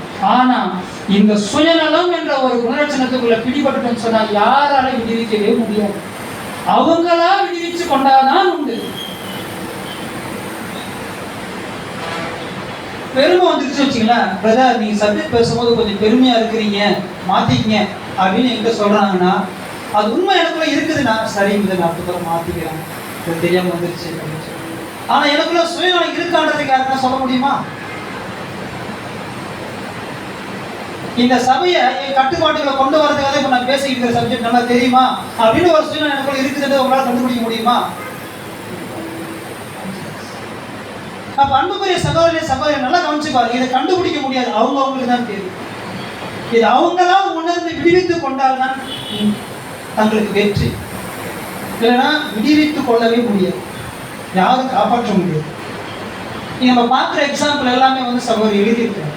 இது எல்லாமே கண்டென்ட் எடுத்து போடணும். எல்லாமே எழுதியிருக்கோம். வாசிக்கலாம் பாருங்க. அப்பொழுது உயர்ந்த நிலையில் இருந்த ஒரு ஜீவி யாரு? சாத்தான். விஷயத்தை நன்றாக யோசித்து அப்படின்னா தன்னுடைய ஆளுகை கீழே முழு உலகத்தையும் கொண்டு வரும். அதெல்லாம் நீங்க எடுத்து வாசித்தீங்கன்னா அடுத்து அப்படியே ஒரு நண்பனை போல பேசிக்கிட்டு ஒரு சாத்தான் அப்படி சொல்லும் போது சொல்றாங்க, அவன் நன்றாக யோசித்து ரூம் போட வந்து யோசித்து போல தெரியுது. யாரு? சாத்தான். சரி, என்ன சொல்றாரு பாருங்க. சுயநலமும் ஆர்வமும் நிறைந்த எண்ணங்களோடு ஒரு முடிவுக்கு வந்தான். அவரு ஒரு முடிவுக்குள்ள வந்துட்டார். அந்த முடிவு சுயநலத்துடைய ஒரு வேற இருக்கு அவருக்குள்ள. எப்படியாவது புதிதாக சிருஷ்டிக்கப்பட்ட மனித ஜோடியை அவன் பிடிக்க முடிந்தால், அவர்களை தேவனிடத்தில் இருந்து பிரிக்க முடிந்தால், அப்பொழுது அவர்கள் மூலமாக தன்னுடைய ஒரு விசேஷமான ராஜ்யத்தை அல்லது ஆதிக்கத்தை உண்டாக்க முடியும். அதன் மூலம் மிகவும் தேவனுக்கும் மனுக்குலத்தையும் பூமியையும் பொறுத்தவரை இருக்கிற இடத்தையும் கனத்தையும் அபகரித்து அதன் மேல் தான் கடவுளாக அல்லது அதிகாரம் உடையவனாக இருக்க முடியும் என்று தீர்மானித்தார். ஒரே ஒரு லைன் மட்டும் வாசிங்க. பூமியை பொறுத்தவரை இருக்கிற இடத்தையும் கனத்தையும் அபகரித்து அதன் மேல் தான் கடவுளாக, தான் அதிகாரியாக, தான் ஆளுமையை செலுத்தும்படியாக, நான் உயர்ந்தவனை காண்பிக்கும்படியாக அப்படின்னு நம்ம என்ன வேணா வச்சுக்கலாம். அதிகாரம் உடையவனாக இருக்க முடியும் என்று தீர்மானித்தார். எது தீர்மானிக்கிறது? ஒரு சுயநலம். இந்த சுயநலத்துல சாப்பிட்டு வச்சிருக்கோம். வாசிக்கலாம். விழுந்து போன அல்லது மாம்ச சிந்தை சுயநலம் உள்ளதாக இருக்கிறது. நாம் எவ்வளவு சுயநலம் உள்ளவர்களாக இருக்கிறோமோ அதே அளவுக்கு மற்றவர்களுக்கு எதிரிடையாக அது உள்ளது. அது எதிரியாக செயல்படும். சுயநலம் இருக்கிறவங்க ஒன்று ஆதரிக்கும்படியாக உள்ளது, இல்லையெனில் சுயநலத்திற்கு இடம் அளித்துவிட்டு மற்றவர்களை ஆதரிக்காமல் குற்றப்படுத்தும்படியாக உள்ளது. ஒன்னு சுயநலம்னா ஆதரிக்கும், தன் கூட கூட்டாளியா சேர்த்துக்கும், இல்லைன்னா நீ வேண்டாம் நீ தனியா போயிடுங்க அப்படின்னு சொல்லிடும் சுயநலம். இது நம்மை அறியாமலே, இதுதான் ரொம்ப முக்கியமான பாயிண்ட். இது நம்மை அறியாமலே நமக்குள்ளாக வளர்ந்துள்ள பழக்கமாக உள்ளது. நாம் நம்மை அறியாமலே கண் சிமிட்டுவது அல்லது மூச்சு விடுவது போன்று உள்ளது. இப்ப எத்தனை முறை நம்ம மூச்சு விட்டோம், எத்தனை முறை கண் சிமிட்டோம் தெரியுமா? அது அறியாம இயல்பா நடந்துகிட்டே இருக்கு.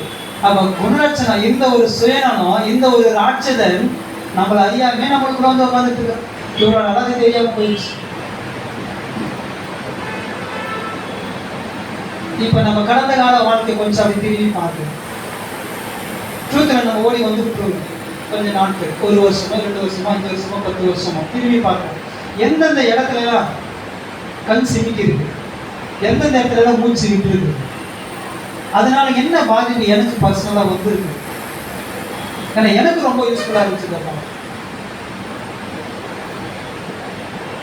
அப்படின்னு அன்புக்குரிய சகோதர சகோதரிகளே, இன்விடேஷன் கொடுக்கும் போதே சொல்லிட்டாரு, கல்யாணத்துக்கு வரது விருப்பமா, அடுத்த இன்விடேஷன் இருக்குது, கல்யாணத்துக்கு வர விருப்பமா அப்படின்னு சொன்னா என்ன சொல்றாருன்னா, ஒருவன் என்னை பின்பற்றி வர விரும்பினால் தன்னைத்தான் வெறுத்து தன் சிலுவை எடுத்துக்கொண்டு என்னை பின்பற்றுகிறார். இந்த இன்விடேஷன் கொடுத்தது யாரு? நம்முடைய ஆண்டவர் இயேசு கிறிஸ்து. இந்த கேள்வி அவருக்கு நம்ம கடந்து போகணும். ஆண்டவர், உங்களுக்கு சுயநலத்துல டெஸ்ட் வந்துச்சா, உங்களுக்கு சுயநலம் வந்துச்சா எங்கன்னா அப்படின்னு கேள்வி கேட்டு நம்ம என்ன சொல்லணும்? இயேசு கிறிஸ்துவுக்கு சுயநலத்தினால டெஸ்ட் வந்துச்சா? தலையாற்றீங்க, ஏதோ இருக்குது, சரி கண்டுபிடிக்கிறோம் அப்படின்னா நல்லா கவனிச்சு பாருங்க. இயேசு கிறிஸ்துவ வந்துச்சு, முதல் டெஸ்ட் எதுல தான் வந்துச்சு? சுயநலத்துல தான் வந்துச்சு. உங்களுக்கு ஒரு வல்லம் இருக்கு இல்ல, உங்களுக்கு ஒரு அதிகாரம் இருக்கு இல்ல, அந்த அதிகாரத்தை வல்லமையை பயன்படுத்தி உங்க சரீரத்தினுடைய, ஏன்னா நல்லா கவனிச்சு பாருங்க, அவர் ஒரு பரிபூர்ண மனுஷன். அவர் யார்? அவரு பரிபூர்ண மனுஷன். உங்களுடைய பசியை நீங்க என்ன பண்ணிக்கீங்க? திருப்திப்படுத்திக்கீங்க. ஃபர்ஸ்ட் டெஸ்ட் சுயநலத்துல தான் வந்துச்சு. அப்பொழுது சோதனைக்காரன் அவரிடத்தில் வந்து, நீர் தேவனுடைய குமாரனை ஆனால் இந்த கல்லுகள் அப்பங்கள் ஆகும்படி சொல்லும். முதல் டெஸ்ட் அவர் வந்துச்சு. இப்ப கேள்வி, அவர் ஜெயிச்சுட்டாரா? ஜெயிச்சு முடிச்சாங்க. எப்படி ஜெயிச்சாங்க? எப்படி ஜெயிச்சாங்க? நீங்க என்ன கேள்வி கேட்டாலையும் நாங்க வாய் திறக்க மாட்டோம், நாங்க பேச மாட்டோம் அப்படின்றீங்களோ? சரி, முதல் டெஸ்ட்ல அவர் ஜெயிச்சாரு. எப்படி ஜெயிச்சாரு? இதே வேத வசனத்தை வச்சுதான். அப்ப இதே வேத வசனத்தை தான் நம்ம இவ்வளவு நாளா கேட்டுக்கிட்டு இருக்கோம். ஏன் நம்மளால ஜெயிக்க முடியல? ஏன் ஜெயிக்க முடியல அப்படின்னு அதுக்கு ஒரே ரீசன், நம்ம அதை கண்டுபிடிக்கணும், அவ்வளோ வேற ஒன்றும் என்ன பண்ண முடியல, அதை கண்டுபிடிக்கணும். அந்த ராட்சதன் எங்கே இருக்கிறான், எப்போ வந்துட்டு போகிறான் அப்படின்னு நமக்கு தெரிய மாட்டேங்குது. அப்படி இன்னைக்கு நம்ம என்ன பண்ணுறோம்னா அதை தான் நம்ம ஆராய்ந்து. அப்போ அன்புக்குரிய சகோதர சகோதரிகளை தன்னைத்தான் வெறுத்து எத்தனை பேர் இங்கே வெறுத்து இருக்கோம்? நம்ம பேசிக் சப்ஜெக்ட்ல ஐ ஓப்பனிங்கில் ஒரு பானை எடுக்கும்போது சகோதரர் ஒரு எக்ஸாம்பிள் போடுவாங்களா? இந்த ஒட்டகம் அதுக்குள்ள கடந்து போகிற என்ன செய்யணும்னு சொல்லுவாங்க, தன்னை தாழ்த்தணும். அப்ப இங்கிருந்து பேசுற ஒரு சகோதரர் சொல்லுவாங்க, நீங்க உட்காந்துட்டு அத்தனை சகோதர சகோதரிகளும் தங்களை வெறுக்கிறதுக்கு தான் ஓடி வந்திருக்காங்க அப்படின்னு சொல்லியிருக்காங்களா? எல்லாருமே கேட்டுருக்கோம். கேள்வி, இந்த வார்த்தையை வருஷம் ஒவ்வொரு பேசிக் சப்ஜெக்ட் சொல்லிக்கிட்டே இருக்கலாமா, அதை வெறுத்துட்டான்னு அடுத்த பேசிக் சப்ஜெக்ட் நம்ம சொல்லலாம்? ஏன்னா இயேசு கிறிஸ்து கூட சீசர்கள் 3 வருஷம் இருந்தாங்க. ஒரு கேள்வி, எனக்கு ரொம்ப பிடிக்கும் அந்த வசனம். நீங்க என்ன ஆவியில செயல்பட்டுக்கிட்டு இருக்கிறீங்க அப்படின்னு இயேசு கிறிஸ்து கேட்டார். யாரை பார்த்து? சீசர்களை பார்த்து. அப்ப என்ன யோசிக்க வருதுன்னா, அப்ப அவ்வளவு சீக்கிரமா நீங்க மாறுங்கன்னு யார் எதிர்பார்த்து இருக்கிறாங்க? இயேசு கிறிஸ்து எதிர்பார்த்துருக்காங்க. எத்தனை வருஷத்துல? 3.5 வருஷத்துல. அப்படின்னா இன்னைக்கு சகல சத்தியங்களை வெளிப்பட்டுருச்சு. பரம ஈவை ருசி பார்த்திருக்கிறோம், இனி வரும் பலன்களை நம்ம ருசி பார்த்திருக்கிறோம், சகல மகிமையான காரியங்களை நம்ம பார்த்திருக்கிறோம், கேட்டிருக்கிறோம். சகல சௌகரியங்களை தேவன் நமக்கு ஏற்படுத்தி கொடுத்திருக்காங்க. சத்திய வெளிச்சம் பிரகாசமா வெளிச்சம் கொடுத்துக்கிட்டு இருக்கு. இவ்வளவு வெளிப்பட்ட பிறகு ஏன் என்னால வெறுக்க முடியல? என்ன வெறுக்கிறோம். இப்படியே காலத்தை சொல்லிக்கிட்டு போயிட்டு இருந்தா நாளைக்கு என்னுடைய நிலைமை என்னவா இருக்கும்? பரிதாபம் இல்ல, அதை விட ரொம்ப மோசம். நம்ம வெறுக்கிறது எப்படி எடுத்துக்கணும்? இவங்கள போலதான் நம்மளும் எடுத்துக்கணும். தன்னைத்தான் வெறுப்பதை காட்டிலும் மற்றவர்கள் வெறுப்பது என்பது எளிமையா இருக்கு. என்ன நான் வெறுக்க மாட்டேன், ஆனா எனக்கு பிடிக்காத ஒரு சகோதரர் செஞ்சு என்ன பண்ணிடுறேன், அந்த சகோதரியை நான் வெறுக்கிறேன். அவர் எப்படி செஞ்சார் இந்த பலவீனத்தை? தன்னுடைய அறியாமையால செய்தாரா, அல்ல ஏதோ ஒரு வஞ்சகத்தினால சூழ்ச்சியால ஏவப்பட்டு செஞ்சிட்டாரா? எப்படி? அது நான் யோசிக்கவே மாட்டேன். அது எப்படி? முதல் படிநிலையே சுயத்தை துறப்பதும். நம்ம எப்படி வெறுக்கிறோம்னா, இழந்த காலத்தில் கிறிஸ்தவ மண்டலத்தால் பின்பற்றப்பட்டு வருகிற வெளிப்புறமான வெறுத்தல் மாறாக நமது கர்த்தருடைய வார்த்தைக்கு குறிக்கின்ற சுயத்தை அர்ப்பணித்தல் மற்றும் சுயத்தை தகனம் செய்தல் என்னும் வெறுத்தல் ஆகும். பெயர் கிறிஸ்தவர்களை போல அல்ல, தகனம் செய்யணும். தகனம் செய்யறது என்னது? முற்றிலும் எரிச்சது. இப்ப கேள்வி இப்படி கேட்டோம், ஏதாவது முற்றிலும் எரிச்சிட்டா அப்ப எப்படி அப்பப்ப எழுப்பி வரான் அவன்? கேள்வி வருதா வரலையா? தகனம் செஞ்சுட்டா வழி எரிச்சிருச்சுன்னு அர்த்தம், முழுமை அழிக்கப்பட்டுச்சுன்னு அர்த்தம். அப்ப முழுமை அழிக்கப்பட்டு எப்படி அவன் அடிக்கடி எழுப்பி வருவான், அப்பப்ப எழுப்பி வருவான்னு சொல்லி எப்படி புரிஞ்சுக்கலாம்? மாம்சம் இருக்கும் வரையிலும் இந்த ராட்சதம் இருக்கதான் செய்வோம், நம்ம இடம் கொடுக்க கூடாது. அவ்வளவு. அப்படியே அந்த தகனம் செய்தல் என்பது ஒரு நாள் நடக்கிற ப்ராசஸிங் கிடையாது, ஒரு நாள் நடக்கிற சம்பவம் கிடையாது, லைஃப் ப்ராசஸிங். இது தன்னுடைய வாழ்நாள் முழுவதும். இதெல்லாம் பவுல் சொல்லும் எப்படி சொல்றாங்கன்னா, நான் அனுதினமும் சாகிறேன், அனுதினமும் சாகிறேன். அப்படியே அந்த மாம்சம் அனுதினமும் செத்துக்கிட்டே இருக்கு. அந்த மாம்சத்தோட ஒட்டி வர்றது இந்த சுயநலம், இது எல்லாமே எல்லாம் அழிச்சுக்கிட்டே இருக்கு. இப்ப கேள்வி இப்படி கேட்கலாம், முதல் அர்ப்பணிக்கப்பட்டு நான் உள்ள வந்திருக்கிற சத்தியத்தை கேட்டுட்டு இருக்கிறேன், தன்னைத்தான் வெறுத்து தன் சிலுவை சுமந்து கொண்டு வரணும்னு சொல்றாங்களே, அப்ப சுயத்தை வெறுக்கிறது என்பது சிலுவை சுமக்கிறதா அப்படின்னு கேள்வி நம்ம என்ன பதில் சொல்றோம்? நான் கேட்ட கேள்வி புரியுதா? சுயத்தை வெறுக்கிறது என்பது சிலுவை சுமத்தல் ஆகுமான்னு நான் கேட்கிறேன். ஆமா, சரி, இப்படி கேள்வி கேட்கிறேன், இந்த சுயநலம் மாம்சத்துல பிறக்குதா இல்ல புது சிருஷ்டில பிறக்குதா? மாம்சத்துல பிறக்குது. சரி, பார்க்க வாசிக்கலாம். இது ஒரு சிலுவையே அல்ல. எது சிலுவை இல்ல? அப்ப அந்த வசனத்தை நம்ம நல்லா கவனிக்கணும். ஒருவனை பின்பற்றி வர விரும்பினால் அவன் தன்னைத்தான், அந்த வெறுத்து தான் சுயநலம் விட்டுணும். அதை விட்டாதான் சிலுவை தூக்க முடியும். அப்ப எப்படி சிலுவை ஆகும்? அப்படின்னா தன்னை வெறுக்காதவங்க சிலுவை தூக்கல, சிலுவை இன்னும் தூக்கல. இது சிலுவையே அல்ல. நம்முடைய சித்தத்தை கைவிட்டு விட்டு தேவனுடைய சித்தத்தை ஏற்றுக்கொள்வது என்பது ஒரு இன்பமா இருக்கும். இன்பமா இருக்கும். இந்த இன்பத்தை நான் விளக்கல, சாட்டா சொல்றேன், நீங்க எல்லாரும் புரிஞ்சுக்கீங்கன்னு. இது ஒரு இன்பமா இருக்கும். வாழ்க்கையில எங்கேயுமே கிடைக்காத ஒரு இன்பம். இந்த வார்த்தை எல்லாருமே நம்ம ஆரம்ப நாட்களில் சொல்லியிருப்போம். நான் சொல்லியிருக்கேன், நான் எங்கெங்கே தேடி பார்த்தேங்க, அப்படியாப்பட்ட ஒரு சந்தோஷத்தை இன்பத்தை நான் இந்த சத்தியத்தில் அனுபவிச்சிருக்கேன் சொல்லியிருக்கிறோம் எல்லாருமே. எங்க போயிடுச்சு அதெல்லாம்? கர்த்தரை பின்பற்றுவதில் இந்த முதலாம் படிநிலையானது ஒரு பலி என சரியாக குறிப்பிடப்படுகிறது. எது? அந்த சித்தத்தை விட்டுட்டு வர்றதுதான் பலி. மாறாக அது சிலுவை எடுத்துக்கொள்வதை குறிக்காது. அது வெறுக்கிறது எது கிடைக்காது, சிலுவை கிடையாது. சுயத்தை வெறுப்பது என்பது செயலற்ற ஒரு நிலைமை. எதுனா மாம்சம் செயலற்றதா இருக்கணும், அடங்கி ஒடுங்கி இருக்கணும். மாம்சம் எதுக்குள்ள அடங்கி ஒடுங்கி இருக்கணும்? புது சிருஷ்டியின் கீழே அது அடங்கி ஒடுங்கி இருக்கணும். அது ஒரு எக்ஸாம்பிள் இப்படி சொல்லலாம். இருக்கிறாங்க உயிரா, ஆனா உனக்கு என்ன இல்லை ஒரு சார் சொல்லுவாங்க, 20 வயசாயிடுச்சு இருக்கிறாங்க, சரி எந்த செயல்பாடும் இல்லை, சரி இருக்கிறாங்கன்னு என்ன பண்ணிட்டு இருக்கிற ஒரு ஆறுதலுக்காக வச்சுட்டு இருக்கிறாங்க. நமக்கு சொல்லணும்னா இந்த புது சிருஷ்டி வளர்ச்சிக்காக எப்படியாவது அந்த சாயல் அடையணுன்றதுக்காக இந்த மாம்சத்தை வச்சுட்டு இருக்கிறது, இல்லைன்னா நான் எப்படியோ சொல்லலாமா? அதுக்குதான் இந்த மாம்சமே கொடுக்கப்படும். ஆனா இந்த மாம்சத்துல இந்த ராட்சதனுக்கு இடம் கொடுத்துட்டு வளர வேண்டிய புது சிருஷ்டி கீழே மட்டம் தட்டி உட்கார வச்சுட்டு இருக்கணும். ரெண்டுத்துக்கு எக்ஸாம்பிள் பாருங்க. நம்ம ஒரு கேள்வி கேட்டோம், என்ன அப்படின்னு பாருங்க, வாசிக்கலாம் பாருங்க. சுயத்தை வெறுப்பது தைரியத்தையும் வைராக்கியத்தையும் அர்த்தப்படுத்துகின்றது. சுயத்தை வெறுத்தது என்பது தைரியத்தையும் வைராக்கியத்தையும் அர்த்தப்படுத்துகிறது. அடுத்தது அதுக்கு கீழே சுயத்தை வெறுப்பது நம்முடைய சொந்த இருதயங்களில் அடையப்படுகிற வெற்றி. இது வெளியே தெரியாது, அவங்களுக்கு தெரியக்கூடிய ஒரு விஷயம். எது? சுயத்தை வெறுக்கிறது. இந்த சுயத்தை யார் ஒருத்தர் வெறுத்திருக்கிறார்களோ அவங்க தைரியமா இருப்பாங்க, தைரியமா இருப்பாங்க. ஆனா சிலுவை சுமத்தல் என்பது, வாசிங்க, சிலுவை சுமப்பது ஜெயத்தை அர்த்தப்படுத்துகின்றது. சிலுவை சுமப்பது மற்றவர்களால் பார்க்கப்படுபவைகளாக இருக்கலாம். சிலுவை சுமப்பது மற்றவர்களால் பார்க்கப்படுகிறவைகளாக எப்படி சொல்லலாம்? சிலுவை சுமக்கிறாங்க அப்படின்றது எப்படி சொல்லலாம்? மற்றவர்கள் பார்க்கப்படுபவைகளாக இருக்கு சகோதரர் எழுதியிருக்காங்க. எப்படி பார்க்க, எப்படி சொல்லலாம்? எக்ஸாம்பிள் எதாவது சொல்ல முடியுமா?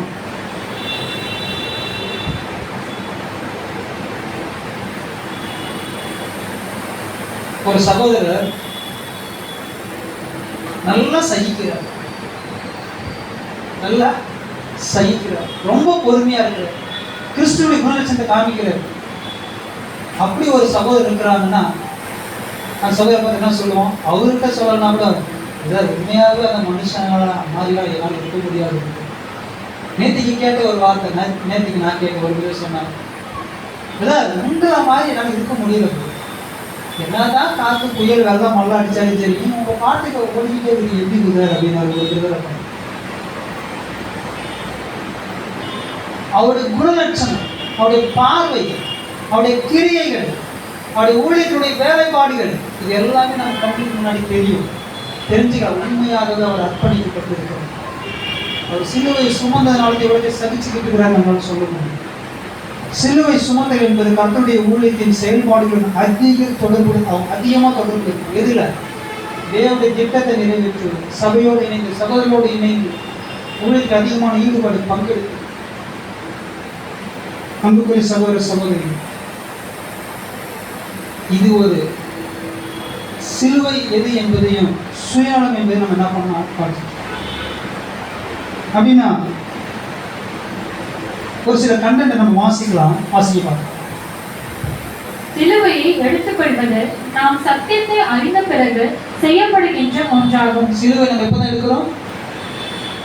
சத்தியத்தை அறிந்த பிறகு, பேசிக் சப்ஜெக்ட் கேட்ட பிறகு தான் நம்ம எடுக்கிற முடிவு. இனி நான் அந்த குருத்துற ஓடத்தை நான் விருப்பறேன், என் எல்லாவற்றையும் விட்டுறேன். இங்க இருக்கிறவங்க எல்லாருமே ஏதோ ஒன்று இழந்து தான் நமக்கு வந்திருப்போம்.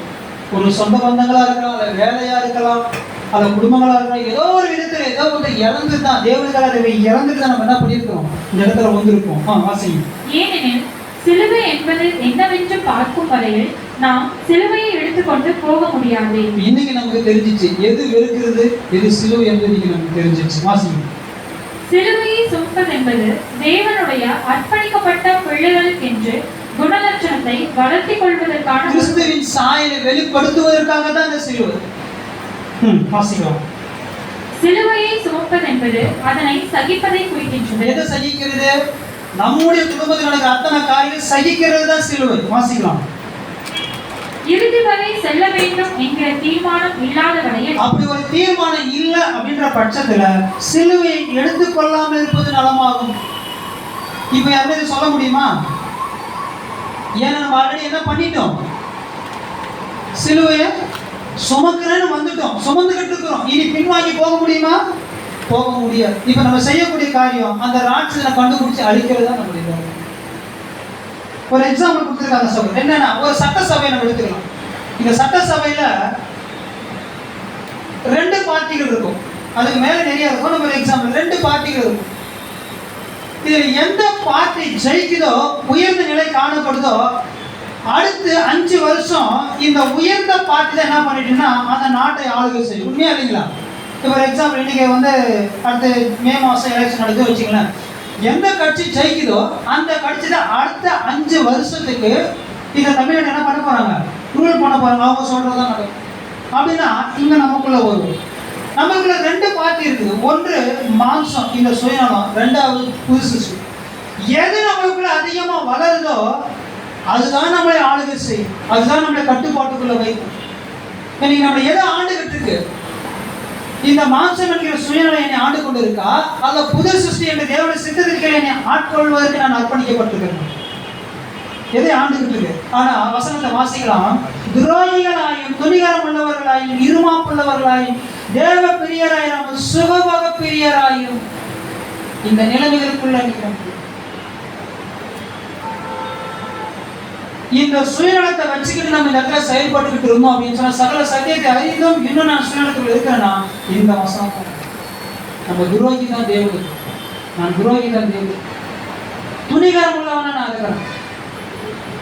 நான் தேவனை பிரியப்படுத்தாமல் என்ன பிரியப்படுத்த தான் நான் பார்க்கிறேன். வாசிக்கிறேன் கீழே இருக்கிற கண்டத்தை. சுயநலம் கட்டுப்பாடின்றி ஆதிக்கம் செலுத்தும் ஒவ்வொருவரும் பொறுப்புணர்வை அலட்சியப்படுத்தி தன் சொந்த நலன் எதுவோ அதன்படியே செய்வார்கள். நம்முடைய சொந்த நலன் என்னவோ அதன்படியே செய்வார்கள். சுயவஞ்சகமும் சுயநலமும் அகம்பாவமும் அங்கே வெளியரங்கமாக நிலவும். எங்க அந்த சுயநலம் இருக்கிறது அந்த நபர் பற்றி. அடுத்து மனுஷர் தேவ பிரியராய் இருப்பதை காட்டிலும் சுகபோக பிரியராய் இருப்பார்கள். அடுத்து கண்டென்ட் எப்படி கொண்டு போறாரு வாசி. இந்த நிலைமை இந்த யுகத்தின் முடிவு காலத்துக்குரிய அடையாளமாய் இருக்கும். எந்த யுகத்துக்கு? இந்த சுவிசேஷ யுகத்துக்கு.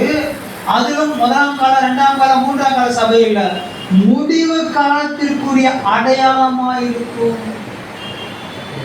ஒருவேளை இங்க நிக்கிற எல்டர், இங்க பேசிட்டு இருக்கிற எல்டர் சுயநலத்தினால செயல்பட்டு இருக்கிறாரா, இல்ல தேவனுடைய ஆவியினால ஸ்பிரிட்ல நடத்தப்பட்டு கொண்டிருக்கிறாரா? இது அவர் குற்றப்படுத்துவதற்காக அல்ல, நியாயம் தீர்ப்பதற்காக அல்ல. இது தேவனுடைய ஒழுங்குமுறைகளில் ஒன்று. அது தெரியல அப்படின்னா சபையாரே அதுக்குள்ள என்ன பண்ணிடுவாங்க? வஞ்சிக்கப்பட்டு போயிடுவாங்க. முடிவு காலத்திற்கு ஒரு அடையாளமா இருக்கும். நீங்க வேணா பாருங்க, எழுதி வைத்துக் கொள்ளுங்க. நம்முடைய சபைகள் அந்த சுயநலம் கண்டுபிடிக்கப்படல அப்படின்னா, இந்த சுயநலத்தை விடலன்னு சொன்னா, நீங்க நிற்கிற நானும் சரியானும் சரி சுயநலம் தலைவிரிச்சு ஆடும். எனக்கு அடையாளம் பைபிளே இருக்குது. சகோதரி 7ஆம் தூதனை எழுதிட்டாங்க. இன்னைக்கு அப்படிதான் நிறைய சபைகள் போய்கிட்டு இருக்கு. நம்முடைய பேச்சு திறமையினால ஏதோ ஒரு விதத்துல இந்த சுயநலம் உள்ள வச்சுட்டு வெளியே ஒன்றை காண்பித்து சபையை வஞ்சி தன் கட்டுப்பாட்டுக்குள்ள வைக்கிற நிலைமைகளை நோக்கி தான் நீங்க ஓடிக்கிட்டு. அர்ப்பணிப்பு செய்த சிலரிடையே உலகத்தின் ஆவி. நாம் வாழும் இந்நாட்களின் நிலைமைகள் சபைக்கு கொடிதான காலங்களை உருவாக்கும். சபை தேவ அன்பினால் ஏவப்பட்டு எப்பொழுதும் இராத அளவுக்கு வழிநடத்தப்பட்டு வருகிறது அல்லவா என்று எதிர்மாறான கேள்வியை நீங்கள் எழுப்பக்கூடும். ஒருவேளை நீங்க அப்படி கேட்டீங்கன்னா, கேள்வி எழுப்புனீங்கன்னா, நடந்துட்டு தான் இருக்கு, அப்படி ஒரு கேள்வி எழுப்புனீங்கன்னா, இந்த தேவ அன்பு அபாயத்திலிருந்து அவர்களை அரணாய் நின்று பாதுகாக்கும் அல்லவா? அந்த அன்பு தேவனுடைய பிள்ளைகளை பாதுகாக்கும் அல்லவா? தேவ பிள்ளைகளில் சிலர், நல்ல கவனிங்க, தேவ பிள்ளைகளில் சிலர் அதிகமாக ம். உலகத்திற்குள் முடிநகுவார்கள்.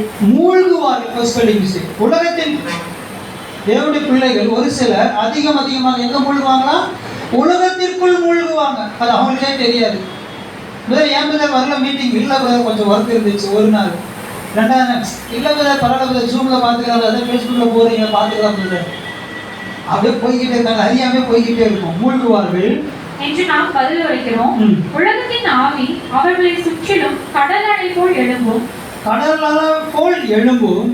முழு உலகமும் தங்கள் எண்ணங்களிலும் வழிகளிலும் வழி தப்பி செல்கிறதை இவர்கள் பெரும் சிரமத்தின் மத்தியில தான் புரிஞ்சு. அதாவது பெரிய கஷ்டம் வரும், வரும்போது தான் அவனுக்கு புரியும், நான் தேவனை விட்டு விலகி ஓடிக்கிட்டு இருக்கிறேன்.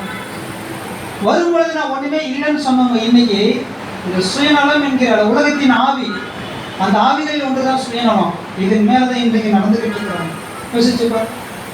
சுயநலம் சிலுவை சுமப்பதல்ல, அது மாம்சத்தில் பிறந்த ஒன்று. சிலுவை என்பது தேவன் அனுமதிப்பது ஒரு இன்பமா. இயேசு சொல்லுவோம் சொன்னாங்க, என் கடவுளே உங்களுடைய திருவுளம் நிறைவேற்ற நான் மகிழ்ச்சி அடைகிறேன். உங்களுடைய திருச்சட்டம் என்னுள்ள அப்படின்னா உங்களுடைய சித்தத்தை செய்வதுதான். இயேசு கிறிஸ்துவை கேட்கலாமே, ஒரு பரிபூர்ண மனுஷன் இயேசு கிறிஸ்து செஞ்சா சரியா செய்வாரா இல்லைங்களா? சரியா செய்வார். சரியாய் செய்யக்கூடிய ஒரு மனிதன், ஒரு பரிபூர்ண மனிதனாகிய நம்முடைய ஆண்டவரை இயேசு கிறிஸ்து எங்கேயாவது செய்யும் போது அவரே முடிவெடுத்து எதனா செஞ்சிருக்கிறாரா? அவர்கிட்ட எதனா ஒன்று கேட்கறாங்க, எதனா ஒன்று செய்யறாங்க, உடனே அவர் என்ன சொல்றாருன்னா, என் சுயமாய் நான் ஒன்றும் செய்யவில்லை, யார் சொல்றதுதான் செய்யறேன். உயிரோட எழுப்புறாரு, அப்பா கிட்ட கேட்டுதான் செய்யறாரு. ஒரு முடிவு எடுக்கிறாரு, அப்பா கிட்ட கேட்டுதான் செய்யறாரு. பகலெல்லாம் ஊழியம் பண்றாரு. எப்படி ஊழியம் பண்றாரு, எப்படி செய்யறாரு? நான் இரவெல்லாம் உட்காந்து கேட்டுட்டு நான் செய்யட்டுமா செய்ய வேணாவா உடனே கேட்டுறது இப்ப எப்படி இருக்குது. நம்ம ஜபம் பண்றாரு இல்ல, அது உண்மைதானே, அதுதான் நான் சொல்ல வரேன். அப்பா கிட்ட கேட்கிறேன் எப்படி செய்யும், அது அப்படியே செய்யும். என்ன காண்பிக்கிறாரு? நான் ஒரு வேலைக்காரன், நீங்க அனுப்புனீங்க, நான் வரேன்னு வந்தேன். இப்போ ஒவ்வொரு நாளும் உங்ககிட்ட கேட்டுக்கிட்டு நான் செஞ்சுக்கிட்டு அவ்வளவுதான். நீங்க நீங்க பார்த்து அவர்கிட்ட கேட்டுக்கிட்டு அப்படியே அவர் செய்யும் போதுன்னா நம்முடைய வாழ்க்கையில நம்முடைய சுயநலத்தினால ஏகப்பட்டு செய்யலாமா, வாழலாமா நம்முடைய வாழ்க்கையில்? அதே இன்விடேஷன் தான் ஒருத்தர் வாங்கினார். யாரு? அப்போஸ்தலனாகிய பவுல் வாங்கினார். அவருடைய லைஃப்பை கொஞ்சம் திரும்பி பார்க்கலாம். அவர் எடுத்த முடிவுகள், அவருடைய வாழ்க்கையில் நடந்துட்ட சம்பவங்கள், எந்த அளவுக்கு அந்த சுயநலத்தை அவர் சாக்ரிஃபைஸ் பண்ணியிருக்கிறார். தம்முடைய குமாரனை நான் புறஜாதிகளுக்கு சுவிசேஷமாய் அறிவிக்கும் பொருட்டாக அவரை எனக்குள்ளாக வெளிப்படுத்த பிரியமாய் இருந்தபோது உடனே நான் மாம்சத்தோட ரத்தத்தோடும் யோசனை பண்ணோம். ஒருவேளை மாம்சத்தோட உட்காந்து போலாமா வேணாமா, கேட்கிற கேள்விக்கு பதில் சொல்லலாமா வேணாமான்னு பவுல் யோசித்து இருந்தாருன்னா அந்த நிலைமை என்னவாயிருக்கும்? இன்றைய நிலைமை என்னவாயிருக்கும்? 14 நிருபர்கள் இன்னைக்கு நமக்கு கிடைச்சிருக்காரு. சபைக்கான ஆலோசனை கிடைச்சிருக்காரு. விதவைகளுக்கான ஆலோசனை கிடைச்சிருக்காரு. வாலிபர்களுக்கான ஆலோசனை கிடைச்சிருக்காரு. மூப்பர்களுக்கான ஆலோசனை கிடைச்சிருக்காரு. வழிநடத்தக்கூடிய பெற்றோர்களுக்கான ஆலோசனை கிடைச்சிருக்காரு. திருமணத்தை குறித்த ஆலோசனை கிடைச்சிருக்காரு. தேவனுடைய வருகையை குறித்த ஆலோசனை கிடைச்சிருக்காரு. இவ்வளவு ஆலோசனை அவருக்கு கிடைச்சதுனால அவர் மாம்சத்தோட செயல்படல, ஆவியினால செயல்பட. அப்ப இன்னைக்கு இவ்வளவு ஆலோசனை பெற்றுட்டு நம்ம அந்த ஆலோசனைப்படி நடக்கணும்னு சொன்னா சுயநலம் இல்லாம இருந்தாலும் அப்படி நம்ம நடக்க முடியும். யார மாதிரி நடக்க முடியும்? பவுல் ஒரு வார்த்தை சொன்னாரு, நான் கிறிஸ்துவை பின்பற்றுவது போல நீங்கள் எல்லாரும் என்னை பின்பற்றுங்கள். இன்னைக்கு நினைக்கிறேன், நான் என்னால சொல்ல முடியுமா என்னை நீங்க பின்பற்றுவாங்க நம்மளாம் பரலோகத்துக்கு ஓடிடுவாங்க என்னால சொல்ல முடியுமா? கேள்விக்குரியது. ஒரு முதிர்ந்த நிலையில் 5 வருஷம் 10 வருஷம் 15 வருஷம் ஓடிக்கிற சபையின் சரீர அங்கங்கள் இன்னைக்கு புதிதாக வருகிற சபையை பார்த்து வாங்க நம்ம ஓடலாம், சேர்ந்து சபை வாய்ப்பை பெற்றுக்கலாம், வாங்க என்னை பார்த்து நீங்க ஓடி வாங்க ஓடலாம், நீங்க இருக்க நம்மளால என்னால யாரால நம்மளால சொல்ல முடியுமா? ஏன்? மாம்சத்தினால செயல்படுவதனால தான் சொல்ல முடியும். இந்த சுயநலம் செயல்படுவதனால் லாபமான எல்லாவற்றையும் கிறிஸ்துவுக்காக நஷ்டம் என்று, அவைகளுக்காக எல்லாவற்றையும் நஷ்டமும் குப்பையுமா என்ன இருந்துச்சு பாருங்க. அவர்கிட்ட ambition, honor, position, power, சகல அத்தாரிட்டி இருந்துச்சு, எல்லாமே இருந்துச்சு. எல்லாமே இருந்தும் நான் ஒன்றும் இல்லைன்ற, என்கிட்ட ஒண்ணுமே இல்லை, ஆனா நானா எல்லாம் என்ன பண்ணிக்கிட்டு இருக்கேன் நான் சொல்லிக்கிட்டு. ஒரு பழமொழி சொல்லுவாங்க, நிறைய குணம் இப்படி நான் அவரையும் அவருடைய உயிர்த்தெழுதல் வல்லமையும் அப்படின்னா இந்த முதலாம் உயிர்த்தெழுதலுக்கு நான் பங்குள்ளவன் ஆகணும்னு சொன்னான். பவுல் விட்டது அத்தனை நான் விட்டவனும் வேற பவுல் கிரிச்சு எனக்கு இல்லையே. நமக்கு என்ன இருக்கோ அதை விடுவோம். என்ன இருக்கு? இந்த மாம்சத்துடைய கிரியை சுயநலம் என்கிற ஒன்று விடுவோம்.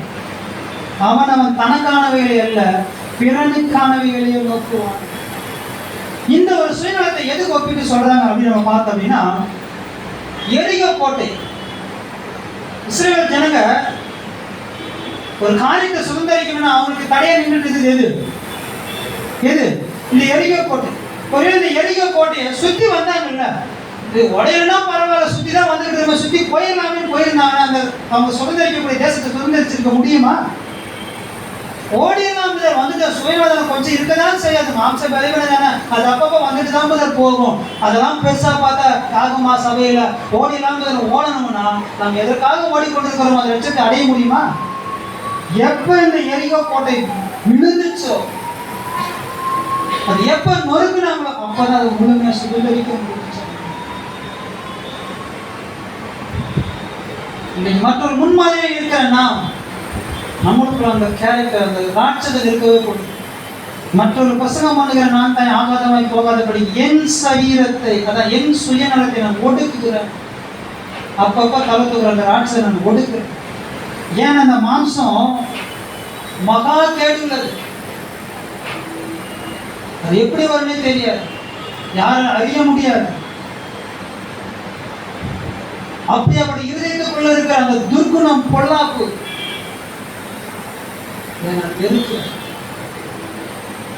உண்மை துப்புரவு உண்மை என்னும் புளிப்பில்லாத அப்பத்தோடு அப்படின்னு அந்த துப்புரவோட அந்த பரிசுத்தத்தோடு ஃபர்ஸ்ட் நம்ம பார்க்க பாருங்க.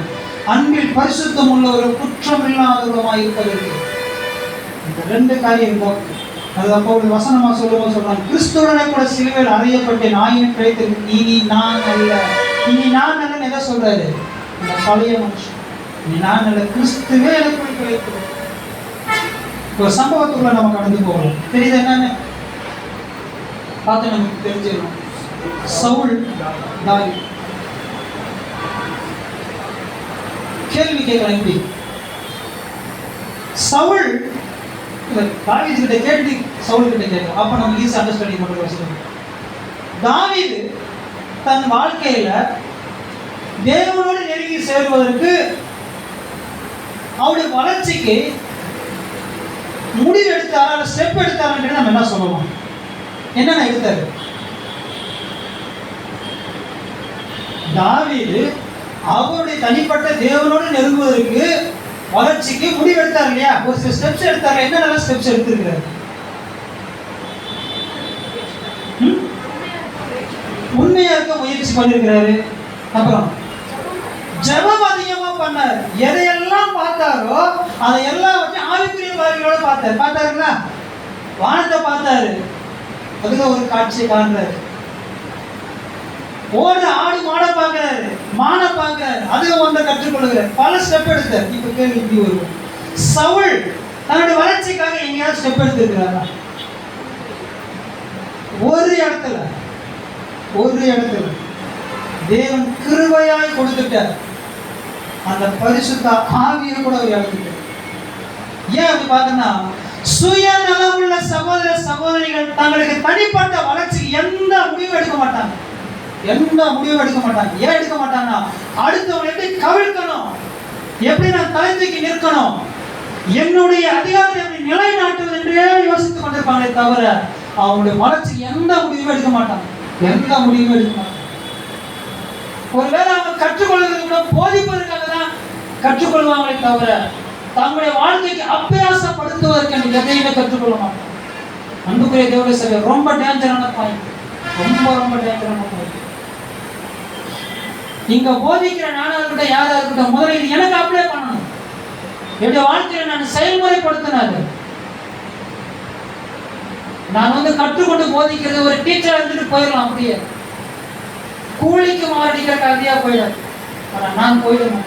இந்த ரோட்ல இந்த கிலோமீட்டருக்கு ஒரு ஸ்டோன்ஸ் எழுதி வச்சிருப்பாங்க. காமிக்க மதுரைக்கு 200 கிலோமீட்டர், கோயம்புத்தூருக்கு 35 கிலோமீட்டர் வழியை மட்டும் தான் அது காண்பிக்கும். என்னைக்குமே அது போய் சேராது. அதை நிலைமை அப்ப சவுளுடைய வாழ்க்கையில தனக்கு எந்த முடிவுமே எடுக்கல. சவுலை குறித்து சொல்லும்போது சகோதரர் சொல்றாங்க, கொடிய விஷ காற்று முன்பு மலர்கள் கருகி போவது போன்று இவருடைய சுயநலத்தின் தீங்கான செல்வாக்கு நிமித்தம் இவருடைய நற்பண்புகளும் கருகி போயிடுச்சு. கருகி போனது மட்டும் இல்ல, தீமை வளர ஆரம்பிச்சிருச்சு. அந்த தீமையில ஒன்றுதான் தாவீதை கொல்லணுன்ற ஒரு முடிவு வந்துருச்சு. அங்க வெளிப்படையான கொலை, இங்க மறைமுகமான கொலை, சைலண்ட் கில்லர். இந்த சுயநலம் அங்க வெளிப்படையா தத்தி கொண்டதுக்கு ஓடினாரு. இங்க நம்ம எப்படி நடக்கும்னா மறைமுகமான தாக்குதல். எப்படி வருது வாசிக்கலாம் பாருங்க.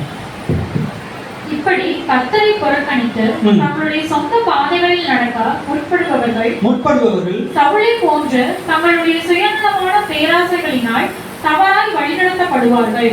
சவுலினுடைய விசேஷமான இரண்டு மீறுதல்கள் சுயநலம் இருக்கு, இரண்டு மீறுதல்கள் இருக்காங்க. தெய்வீக ஏற்பாட்டின்படி இவர் பலி செலுத்துவதற்கான உரிமையை பெற்றிடாத போது இவர் பலி செலுத்தின காரியமாகும். கர்த்தரிடமிருந்து வந்த நேரடியான கட்டளைக்கு இவர் கீழ்ப்படியாத காரியமாகும். அன்புக்குரிய சகோதர சகோதரிகளே, இன்றைக்கு என்னை குறித்து நான் ஆராய்ச்சி பண்ணலன்னா இல்லை மற்ற சகோதரரை குறித்து நான் ஆராய்ச்சி இன்னுமாக சுயநலத்தினாலும் கோப உணர்ச்சிகளினாலும் சவுலை குறித்து சொல்லும்போது கோப உணர்ச்சிகளினாலும் வழிநடத்தப்பட்டு ஜீவித்தினால் உண்டாகும் விளைவுகளை சந்திக்கவும் விடப்பட்டார். ஒரு குறிப்பிட்ட வரையும் தேவன் பார்த்தார், ஒரு குறிப்பிட்ட காலம் வரையும் பார்த்தாரு. அப்படியாப்பா நீ அப்படிதான் போன விரும்புறியா, என்ன பண்ண போ. என்னுடைய நிலைமை அவர்கள் எனக்கு சுயநலம் இருந்துகிட்டே இருக்குன்னா அப்படி கிருபையினால கண்டிக்கலாம், உணர்த்தப்படலாம். ஆனால் அதுக்கு மாற்றம் வரல அப்படின்னா விட்டு என்ன ஆகும்? வாசிங்க. சவுல் தன்னுடைய சத்துருக்களை ஜெயம் கொள்வதற்கு பதிலாக தாவீதை வேட்டையாடுவதில் தனது நேரத்தை செலவிட்டார். தன்னுடைய வளர்ச்சிக்காக எந்த முடிவு எடுக்கல. ஆனா ஆத்தவர் எப்படி கவலை பண்ற நேரத்திலேயே என்னுடைய வாழ்க்கை செலவழிக்கப்பட்டு போயிடும். தாவீது கொல்லணும், தனக்கு கீழே கொடுக்கப்பட்ட கர்த்தருடைய பிள்ளைகளை எப்படி வழிநடத்துறதுன்னு அவர் கவனிக்கல. எதிரிகள் சூழ்ந்திருக்கிற எப்படி யுத்தத்தை நடத்துறது கவனிக்கல. அவர் என்ன என்னுடைய பதவிக்கு ஒருத்தர் வந்து நிற்கிறாரு, அவரை முதல்ல நான் கவனிக்கணும். தாவீதை வேட்டையாட தன்னுடைய நேரத்தை செலவிட்டிருக்கிறார், நைட்டும் கவனமா. இப்படியாக இவர் தனது நேரத்தை செலவழித்தது நிமித்தம் இவருடைய ராஜ்யத்தை இவர் கவனிக்க தவறினார். இப்படி செலவிட்டு நம்ம ராஜ்யத்துக்கு போது நம்ம இழக்கிறோம், அவ்வளவுதான் சொல்லுவோம். இந்த சவுல் அன்னைக்கு வெளிப்படையா செஞ்சாரு, தெரிஞ்சிச்சு. இன்னைக்கு நம்மளுக்கு இப்படிப்பட்ட சவுல் இருக்குது நமக்கு தெரியுமா? கண்டுபிடிக்க முடியுமா? கண்டுபிடிக்கும்.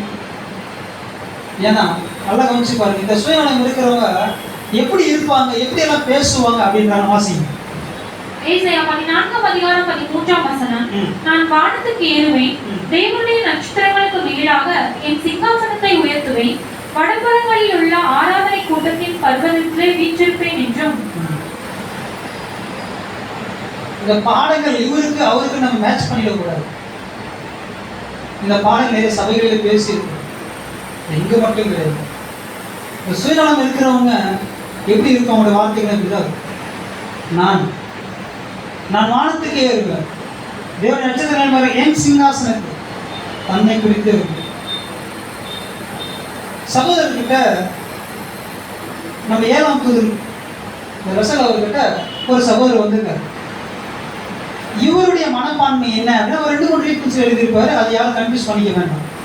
இந்த சகோதரர் ஒரு கனவு வந்திருக்கு. அந்த சொப்பனம் ஒரு படித்திருப்பீங்கன்னு நினைக்கிறேன் நான். அந்த சொப்பனத்தில் ஒரு பெரிய மூட்டை வானத்திலிருந்து இறங்கி வந்துச்சு. இந்த மூட்டை இறக்கி கொண்டு வந்தீங்க தேவ தூதர்கள். இவர் என்ன நினைச்சுக்கிட்டாருன்னா அந்த மூட்டை வந்து இவருடைய வாழ்க்கையை தான் தேவ தூதர்கள் கொண்டு வந்து இறக்கி இருக்கிறாங்க அப்படின்னு நினைச்சு ஒரு மன திருப்தி பட்டுக்கிட்டாரு. எப்படி மன திருப்தி பட்டுக்கிட்டாருன்னா, நான் நல்லா தான் ஓடிக்கிட்டு இருக்கிறேன், என்னுடைய வாழ்க்கை கரெக்டாக தான் போய்கிட்டு இருக்குது, எங்களை எந்த ஒரு குறைபாடுமே இல்லை, காரணம் தேவ தூதர்களே இறங்கி வந்துட்டாங்களே அப்படின்னு இவர் நினைச்சு இவருடைய வாழ்க்கையை ஓடிக்கிட்டு இருக்கிறார். ஆனா இவருடைய சைடுல கொஞ்சம் குற்றம் இருக்கு. அந்த மூட்டையை பிரிச்சு பார்க்கலையே நம்ம, அந்த மூட்டையை பிரிச்சு பார்க்கறதுன்னு தெரியும் உள்ள என்னென்ன இருக்குன்னு, ஏதோ பெருசா இருக்கு இல்லை அப்படின்னு இவர் என்ன பண்றாரு, அந்த மூட்டையை பிரிச்சு பார்க்க. இவர் நினைச்சிட்டு இருக்கிறது ஒண்ணு, அந்த மூட்டையை இருக்கிறது ஒண்ணு. என்ன அப்படின்னு பாத்தீங்கன்னா, அந்த மூட்டையை பிரிச்சு பார்க்கும்போது சொல்லுதான் 100% 14% சுயநலத்தோட வாழ்க்கையை செலவழித்திருக்கிறார், செயல்பட்டுக்கிட்டு இருக்கிறார். 15% சபையுடைய பாகுபாடுகளை ஆதரிக்கிறது. சபை ஏற்படுகிற பாகுபாடுகள், பிரிவினைகள், குழப்பங்கள் இதை ஆதரிச்சுட்டு இருக்கிறார். 22% இவருக்கான புகழ் ஆர்வத்தின் மேல நாட்டம் கொண்டு இருக்கிறார். 23% மனிதனுக்கான அன்பு. 26% மட்டும் யாருக்கான அன்பு? தேவனுக்கான அன்பு. இது பிரிச்சு பார்த்தோன்னே தான் ரொம்ப கஷ்டமாயிட்டு சகோதரர்கள் சொல்லியிருக்கேன். இது உணர்ந்துட்டு பின்னாடி அவருக்கு எழுதும்போது சொல்றாரு, இந்த ஒரு சொப்பனத்தை கண்டதால இப்படி அவர் இருந்த நிலைமையை அறிஞ்சிக்கிட்டு உணர்ந்ததுனால பின் நாட்கள் ரொம்ப பக்தி வரைக்கும் உணர்ந்து. ஏன் இப்போ நம்ம பேசுறோம் அப்படின்னா, இவ்வளவு நாட்கள் சுயநலம் இருக்குது இல்லைன்றது ஒரு நமக்கு தெரியாம இருந்திருக்கலாம். இன்னைக்கு கண்டு கொண்டுட்டோம், இன்னைக்கு அறிஞ்சுக்கிட்டோம், இருக்குதுன்னு தெரிஞ்சிச்சுன்னா இன்றைக்கு நம்ம உணரப்பட்டு என்ன பண்ணா, அந்த சுயநலத்தை அந்த ராட்சதர்கிட்ட நம்ம விடுவோம். அந்த ராட்சதன் இடம் கொடுக்கும். இனி நம்ம லைஃப் ஸ்டைல் மாறும், நம்முடைய பேச்சுகள் மாறும், இனி நம்முடைய சபையுடைய ஐக்கியங்கள் மாறும், உறவுகள் மாறும். இந்த சுயநலம் இல்லைன்னு சொன்னா அங்க யதார்த்தமான உண்மை நிலைமை தான் நடக்கும். யதார்த்தமான பேச்சு, யதார்த்தமான சூழ்நிலைகள், சகிக்கிற தன்மை அதிகமாக வளரும். கிறிஸ்துவின் சாயலை நிறைய பார்க்கணும். அன்பு பொங்கி ஒளியும். இந்த சுயநலம் இல்லைன்னா அந்த இடத்துல பெருமையே இருக்காது. நீங்க செய்யுங்க, நீங்க செஞ்சா நான் செஞ்சேன், நம்ம செய்யல, நீங்க செய்யுங்க, நீங்க நடத்துங்க, நீங்க போக. இந்த ஒரே ஒரு குணலட்சணம், இந்த ஒரு குணலட்சணம் இருந்துச்சுன்னா அந்த உள்ளான மனுஷன் சரியாய் செதுக்கப்பட்டு உருவாக்கப்படுவான். ஒரு ராட்சதம் இல்லை. ஒருவேளை இதுக்கே நான் விளைச்சிக்கிட்டு இருந்தேன்னு சொன்னா இதோட முடிவு ரொம்ப கடினமா இருக்கும். வாசிக்கிற ஒரு வசனம், எதற்கு நம்ம கீழ்பட்டு இருக்கணும் பார்க்கிறோம். ரோமர் 6:16 மரணத்துக்கு ஏதுவான பாவத்தினாலும் நீதிக்கு ஏதுவான கீழ்ப்படுதலுக்கானாலும் எதற்கு கீழ்ப்படியும்படி உங்களை பாவத்துக்கா அல்ல நீதிக்கா? சுருக்கமா சொன்னா எதற்கு நம்ம கீழ்பட்டு இருக்கிறோம் அப்படின்னு சொல்லிட்டு வாசிங்க அப்படியே. எதற்கு கீழ்ப்படியும்படி உங்களை அடிமைகளாக ஒப்புக்கொடுத்து, எதற்கு நான் என்ன அடிமையா ஒப்பு கொடுத்துருக்கணும் அதுதான். சிம்பிளா சொன்னா எதை விதைக்கிறனோ அதுதான் என்ன பண்ணுவேன் நான். அதுதான் பிப்ளிக்கல் டைம்ல சொல்றேன். மரணத்துக்கு ஏதுவான பாவங்களானாலும் சரி, பாவத்துக்கானாலும் சரி, நீதிக்கு ஏதுவான கீழ்ப்படுதலுக்கானாலும் சரி, எதற்காக கீழ்ப்படியும்படி உங்களை அடிமைகளாக ஒப்பு கொடுக்கிறீர்களோ அதற்கே கீழ்ப்படுகிற அடிமைகளாக இருக்கிறீர்களா. ஒரு நேரத்தில் இருந்துச்சு இவர்கிட்ட அந்த சுயநலம் இருந்துச்சு. இது சுயநலமா நம்ம எடுத்துக்க முடியாது. ஏன்னா இந்த ரீபிள்ஸ் கடைசியில் சொல்லும்போது இயேசு கிறிஸ்துவின் மேல அன்பின் நிமித்தமா இவங்க ஒரு போட்டா போட்டி போட்டுக்கலாம் அப்படின்னு சகோதரர் சொல்றாங்க. பரவாயில்ல, இருந்துட்டாலும் கூட பின் நாட்கள்ல எப்படி இருந்துட்டாங்க. நான் பெரியவரா இருக்குன்னு நினைச்சேன், ஆனா பின் நாட்கள் எங்கேயாவது சுயநலம் என்று கலந்து வச்சாங்க. அதனாலதான் அவருடைய வாழ்க்கை வெற்றி அமைஞ்சிச்சு. அவருடைய வெற்றியின் ரகசியமே அதுதான். அவருடைய வெற்றியின் ரகசியம் சுயநலத்தை விட்டுட்டாங்க.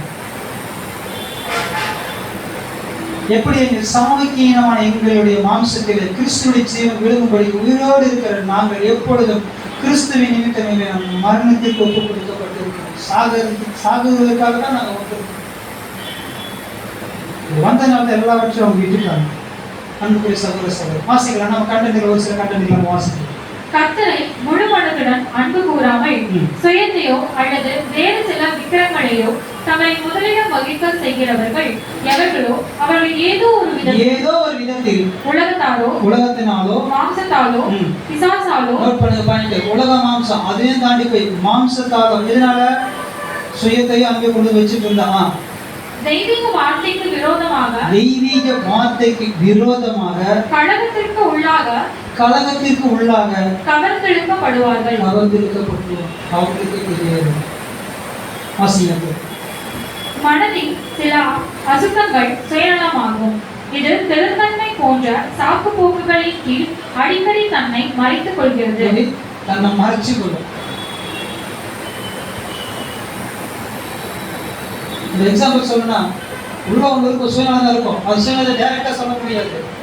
இல்லை, உங்க மேல அன்பு நிமித்தமாக தான் கொண்டு வந்திருக்கிறேன், உங்க மேல அன்பு நிமித்தமாக உங்களுக்கு செஞ்சிருக்கிறேன் அப்படின்னா அது உண்மையான அன்பா? அது அவங்களுக்கு தான் தெரியும். வாசிக்கலாம். சுயநலம் அவமானத்தை உண்டாக்கும். கடைசியில் என்ன உண்டாக்கும்? நமக்கு அவமானத்தை உண்டாக்கும். அது வெளிப்படையாக தன்னைத்தானே காண்பிக்காமல் ம். தாராளமானது போல ம். போலியான குணத்தை காண்பித்து போலியான குணத்தை காண்பித்து மறைக்கும். மறைக்கும். இதனால் இதனுடைய அடுத்த பரிணாமம் தான் என்னன்னா பொறாமை, பொறாமை, பேராசை, பேராசை, கபடு, கபடு, சூது சூது இவைகள் எல்லாம் உண்டாக்குகின்றன. உண்டாக்குகிறது. நீங்க சொன்னீங்க ஆரம்பத்தில் பெருமைன்னு. இந்த சுயநலத்தினுடைய அடுத்த பரிணாமம் தான் என்னன்னா பெருமை. இந்த பெருமை உடனே வராது. சுயநலம் இருந்தால் தான் பெருமை வரும். எனக்கு கொஞ்சம் தெரியும் தெரியுமா அப்படின்னு என்ன அர்த்தம்? என்னையும் முன்னாடி நிற்க வை, அது உள்ள இருக்கிறதுனால எனக்கு கொஞ்சம் தெரியும்னு சொல்ல வருது. அந்த பெருமை வெளியே எக்ஸாம்பிளா சொல்லணும். இது அடுத்த பரிணாமம் எதுனா பெருமை. வாசிகள் கிறிஸ்துவ ஜீவியத்தில் சுயநலம் என்ற சிந்தையை எதிர்த்து போராடுவது ஒரு பெரும் போராகும். பெரும் போராகும். தேவனுடைய வார்த்தையின்படி பட்டணத்தை பிடிக்கிறவனை பார்க்கிலும் தன் மனதை அடக்குகிறவன் உத்தமன். ஏனெனில் தன் மனதை அடக்கி நாம் என்ற சிந்தையை எதிர்த்து அனுதினமும் போர் புரிய வேண்டியவர்களாய் இருக்கிறோம். இந்த சுயநலம் தன்னுடைய சரீர இன்பத்தையே தான் விரும்புமே தவிர தெய்வீக இன்பத்தை செய்யணும்னு என்ன பண்ணாரு? வாசிக்கலாம். மற்றவர்களின் நலன்களை பொருட்பணிப்பது சுயநலத்தின் வெளிப்பாடாக இருக்கும். சுயத்திற்கு ஊழியம் செய்வது தேவனை எதிர்ப்பதாகும். யாரையும் எதிர்த்துருவாங்க. நீங்க வெயிட் பண்ணுங்க, நாங்க சொல்றோம், அப்புறமா நீங்க வாங்க. பேசிக் சப்ஜெக்ட் ஒரு வசனம் வாசிப்போம். ஏசாயா 4ஆம் அதிகாரம் நினைக்கிறேன். உங்க பேரை மட்டும் நாங்க வச்சுக்கிறோம். சாப்பாடு எங்களுக்கு, துணி எங்களுக்கு சொல்றாங்களா? அப்படின்னா தேவனை எதிர்க்க தூண்டிடும். அடுத்து மாம்சத்தின் சகல கிரைகளுக்கும் சுயநலம் வேறா இருக்கிறது. ஒருவேளை சுயநலத்தின் ஆவியினால் முற்றிலுமாக அன்புக்குரிய சகோதர சகோதரிகளே, ஒரு முற்றிலும் மேற்கொள்ளப்பட்டால் அது புது சிருஷ்டியினுடைய மரணத்தை குறிக்கும். எது புது சிருஷ்டியுடைய மரணம் குறிக்கின்றதாய் இருக்கும் மற்றும் அது இரண்டாம் மரணமாய் இருக்கும்.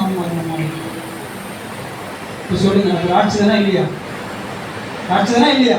S or no? இது அறியாம நம்ம உட்காந்துட்டு நம்ம ஜெயிக்கிறோம் ஜெயிக்க முடியுமா? சபையை சுயநலத்தினால் கொஞ்சம் புரிந்துக்கோங்க. சபையை தன் சுயநலத்தினால் தன் கட்டுப்பாட்டில் வைக்க நினைப்பவர்கள் தேவனை தன் கட்டுப்பாட்டிற்குள் வைப்பதற்கு சமம். சபையை கட்டுப்பாட்டுகளை கொண்டு வரணும்னு நான் நினைச்சிட்டேன்னா யாரை வேணா கட்டுப்பாட்டுகளை கொண்டு வரேன். அந்த சராசரத்தை படைத்து ஆளுகை செய்து கொண்டிருக்கிற தன் கட்டுப்பாட்டுக்குள்ள வைக்கிற தேவனையே தன் கட்டுப்பாட்டுக்குள்ள கொண்டு வரணும். அப்படி பண்ணணும் அவங்களே தெரியும். அதுதான் இது ரொம்ப மிக பரிதாபமான நிலம். அடுத்தது சபை வழிநடத்துனர்களும் மூப்பர்களும் கிறிஸ்துவினுடைய சபையின் ஊழியக்காரர்களும் தேவனால் ஆயத்தம் பண்ணப்பட்டுள்ளதான மோசேவை குறித்து நிறைய சொல்லிட்டு வருவார். 2-3 ரீஃபரன்ஸ், அது ஒரு ரீஃபரன்ஸ். ஏன் இது செஞ்சிட்டாங்க அப்படின்றதுக்காக மோசேவை எக்ஸாம்பிள் சொல்லிட்டு வருவார். ஆயத்தம் பண்ணப்பட்டதுக்கான ஆசீர்வாதங்கள் ஆனது அடிக்கப்பட்ட இயேசுவினிடம் இயேசு கிறிஸ்துவிடம் இருந்து அவருடைய ஜனங்களுக்கு கடந்து வரும் மற்றும் அது வேண்டிக் கொள்ளப்படும் போது தான் வரும்.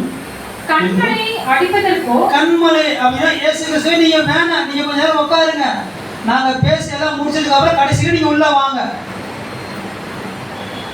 கண்மலை அடிப்பதற்கோ அல்லது கிருபை மற்றும் சத்தியத்தின் தண்ணீர் வந்துடுவதற்கு நான் தான் காரணம் அவசியமானவர்கள் என்று தேவ ஜனங்கள் முன்பதாக காண்பித்துக் கொள்வதற்கோ தங்களுக்கு அதிகாரம் வழங்கப்படவில்லை என்பதை நினைவில் கொண்டிருப்பது நலமாயிருக்கும். ஒவ்வொரு எல்டரும் அல்ல டீக்கன் யாரா இருந்தாலும் சரி, இதுக்கு நான் காரணம் இல்லை, தேவனால் இது நடத்தப்படுகிறது. இது தேவனுடைய சபை. தேவனுடைய சொந்த குமாரனுடைய ரத்தத்தினால சுய ரத்தத்தினால மீட்டு கொண்ட சபை. இது என்னுடைய சபை இல்லை என்பதை ஒவ்வொரு ஊழியக்காரர் புரிந்து கொண்டு செயல்பட வேண்டும். சுயநலத்தால் வஞ்சிக்கப்பட்டு போறோமா இல்லை சபையாரும் உணரும். சபையாரும் உணரக்கூடிய காலகட்டம். ஏன்னா இந்த 7ஆம் கால சபைக்கே உரிய ஒரு மிகப்பெரிய ஆபத்து நம்ம வாசிக்கலாம். அப்படியே தனது சொந்த நலன் அல்லது ஆறுதல் அல்லது திறமைகளை மற்றும் பார்ப்பது, மற்றவர்களின் நலன்களை பொருட்பணிப்பது சுயநலத்தின் வெளிப்பாடாக இருக்கும். நம்முடைய இருதயத்தின் ஆழத்தில் இருக்கும் சுயநலம், இந்த சுயநலம் எந்த ஊற்றா மாறணுமா? அன்பின் ஊற்றாக மாறணும். எது ஊற்றா மாறணுன்றாரு? அன்பின் ஊற்றாக மாறணும். அப்படின்னா இங்கு கூட்டுங்க, வாசிக்க வேண்டாம். இந்த சுயநலத்துடைய அடுத்த பரிணாமம் என்னன்னு பார்த்தீங்கன்னா பெருமைன்னு சொல்லலையா? அன்புக்குரிய சகோதர சகோதரிகள், இந்த ராட்சதன் இன்னைக்கு எனக்குள்ள இருக்கிறாமா? கொஞ்சம் நிதானம், சுய பரிசோதனை செய்யும். அர்ப்பணிச்சுட்டோம்ல, உலகத்தை விட்டுட்டோம்ல, நண்பர்களை விட்டுட்டோம்ல, சொந்த பந்தங்களை விட்டுட்டோம் தானே, எவ்வளோத்தையும் விட்டுட்டோம்ல. எதுக்காக விட்டோம்? அந்த கிறிஸ்துவின் சாயல் அடையணும் தானே விட்டு வந்தோம். இவ்வளோத்தையும் விட்ட நம்மளால ஏன் இந்த சுயநலம் என்கிற ஒரு காரியத்தை நம்மளால் விட முடியாது? விட்டுலாமே, தேவன் பார்த்துக்குவார். ஒவ்வொருவருடைய தனிப்பட்ட ஓட்டத்தை நம்ம பார்க்கலாம். இன்னொரு வாழ்க்கை நமக்கு இல்லை. உலக ஜனம் உயிர்த்தலில் வந்துடுவாங்க. வாய்ப்பு நமக்கு கொடுக்கப்பட்டது. வாய்ப்பை இழந்த இஸ்ரவேல் ஜனங்க அவங்களுக்கு ஒரு வாய்ப்பு இருக்குது. ஆனால் புது சிருஷ்டிகளை அர்ப்பணிக்கப்பட்டு ஆவியில் ஜெனிப்பிக்கப்பட்டு நமக்கு ஒரு வாய்ப்பு இருக்கா? இல்லையே. தெரிஞ்ச ஏன் அந்த சூழ்நிலைக்கு நம்ம இடம் கொடுக்கணும், அந்த ஆட்சியில் இடம் கொடுக்கணும். வாசித்து நம்ம முடிக்கிற நிறைவு செய்யலாம். வாசிப்பார். உன்னுடனான போராட்டம் எப்படி இருக்கிறது? வாழ்நாள் முழுவதும் போராட வேண்டும். சகோதரர் கடைசியில கண்டென்ட்டா கொடுக்குறாங்க கவிதையா, இது வாழ்நாள் முழுவதும் போராட வேண்டும். ராஜாக்களுக்கும் ராட்சதர்களுக்குமான யுத்தம் இது. போராட்டம் போர் நீண்ட நாள் என்று சொல்லாதே. நீண்ட நாள் சொல்ற கொஞ்ச நாள் ரொம்ப போராடிக்கிட்டே இருக்கிற அதுதான் வாழ்க்கை. தெரிஞ்சிச்சு போராடுது இன்னும் கொஞ்ச நாட்கள். இந்த கண்டென்ட் தான் நம்ம இது தலைப்பா நம்ம எடுத்தோம். ராஜாக்களுக்கும் ராட்சதர்களுக்குமான யுத்தம் இது போராட்டம், நீண்ட நாள் போராட்டம் என்று சொல்லாத, சோர்வு விடாத. அடுத்து உனக்கு வெற்றி தர இன்னொரு போர் அல்லது யுத்தம் இல்லையே. இது இருக்கா? இன்னொரு போர் இல்லை, இன்னொரு யுத்தமும் இல்லை. போராட்டத்தை கைவிட்டால் மரணமே. முடிச்சிட்டோம், வாழ விட்டுட்டா மரணம். அன்புக்குரிய தேவனுடைய சபையை விடாதீங்க. வந்துட்டோம். ஓடுவதற்கு வந்த நமக்கு பலன் தேவன் கொடுப்பாரு, கொடுக்க மாட்டாங்களா? ஒருத்தருக்கு ஒருத்தருக்கு நம்ம தேர்ச்சி கொண்டு, ஒருத்தருக்கு ஒருத்தர் புத்தி சொல்லிக் கொண்டு, சோர்ந்து போன நேரங்களில் பலன் அடைந்து ஒரு இப்படிப்பட்ட குணலட்சணங்கள் நம்ம மாம்சத்தில் தலை தூக்கும் போது இல்லை அவர் வேலைக்காரன், நான் தேவனுக்கு அவருடைய மனவாட்டியா சரி அங்கமாக தேர்ந்தெடுக்கப்பட்டவங்க, எனக்குள்ள ஒன்றுமே இல்லை அப்படின்ற ஒரு எண்ணத்தோடு கூட இவ்வளோ நாள் கடந்து வந்த நம்ம இனி வரக்கூடிய நாட்கள் நம்ம தொடர்ந்து ஓடுவோம். தேவன் தானே நம்ம முடிவு செய்வார்கள், வெள்ளம் கொடுப்பார்கள். பொறுமையோடு கேட்க அனைவரும் தேவன் தானே நம்ம ஆசீர்வதிப்பார்கள். ஆமாம்.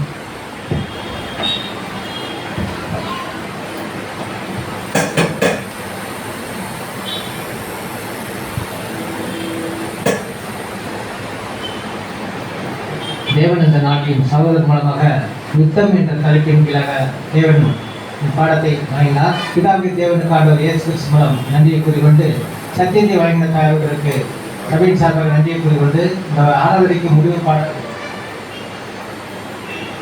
உன்னை சிருஷ்டித்தவர் உன்னை மறைப்பாரோ என்ற பாடலை எழுந்து பாடலாம்.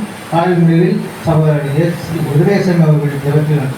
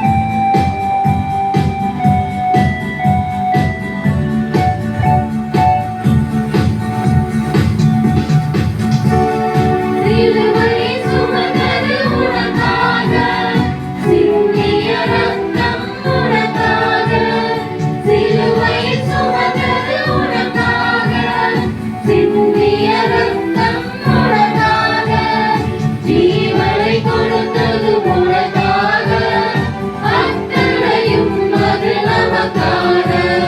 ஜீவனை கொடுத்தது உனக்காக, அத்தனையும் அது நமக்காக. கலங்கிடும் மாந்தரே, கண்ணீரை துடைத்திடு. கலங்கிடும் மாந்தரே, கண்ணீரை துடைத்திடு. கவலையை விட்டு விட்டு வா, இயேசுவை பின்பற்ற வா. கவலையை விட்டு விட்டு வா, இயேசுவை பின்பற்ற வா.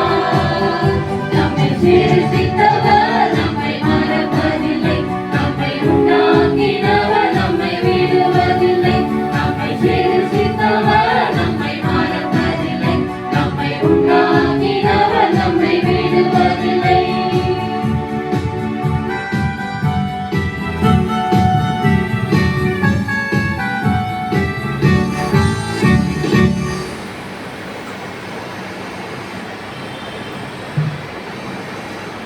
ஜெபம் செய்வோம்.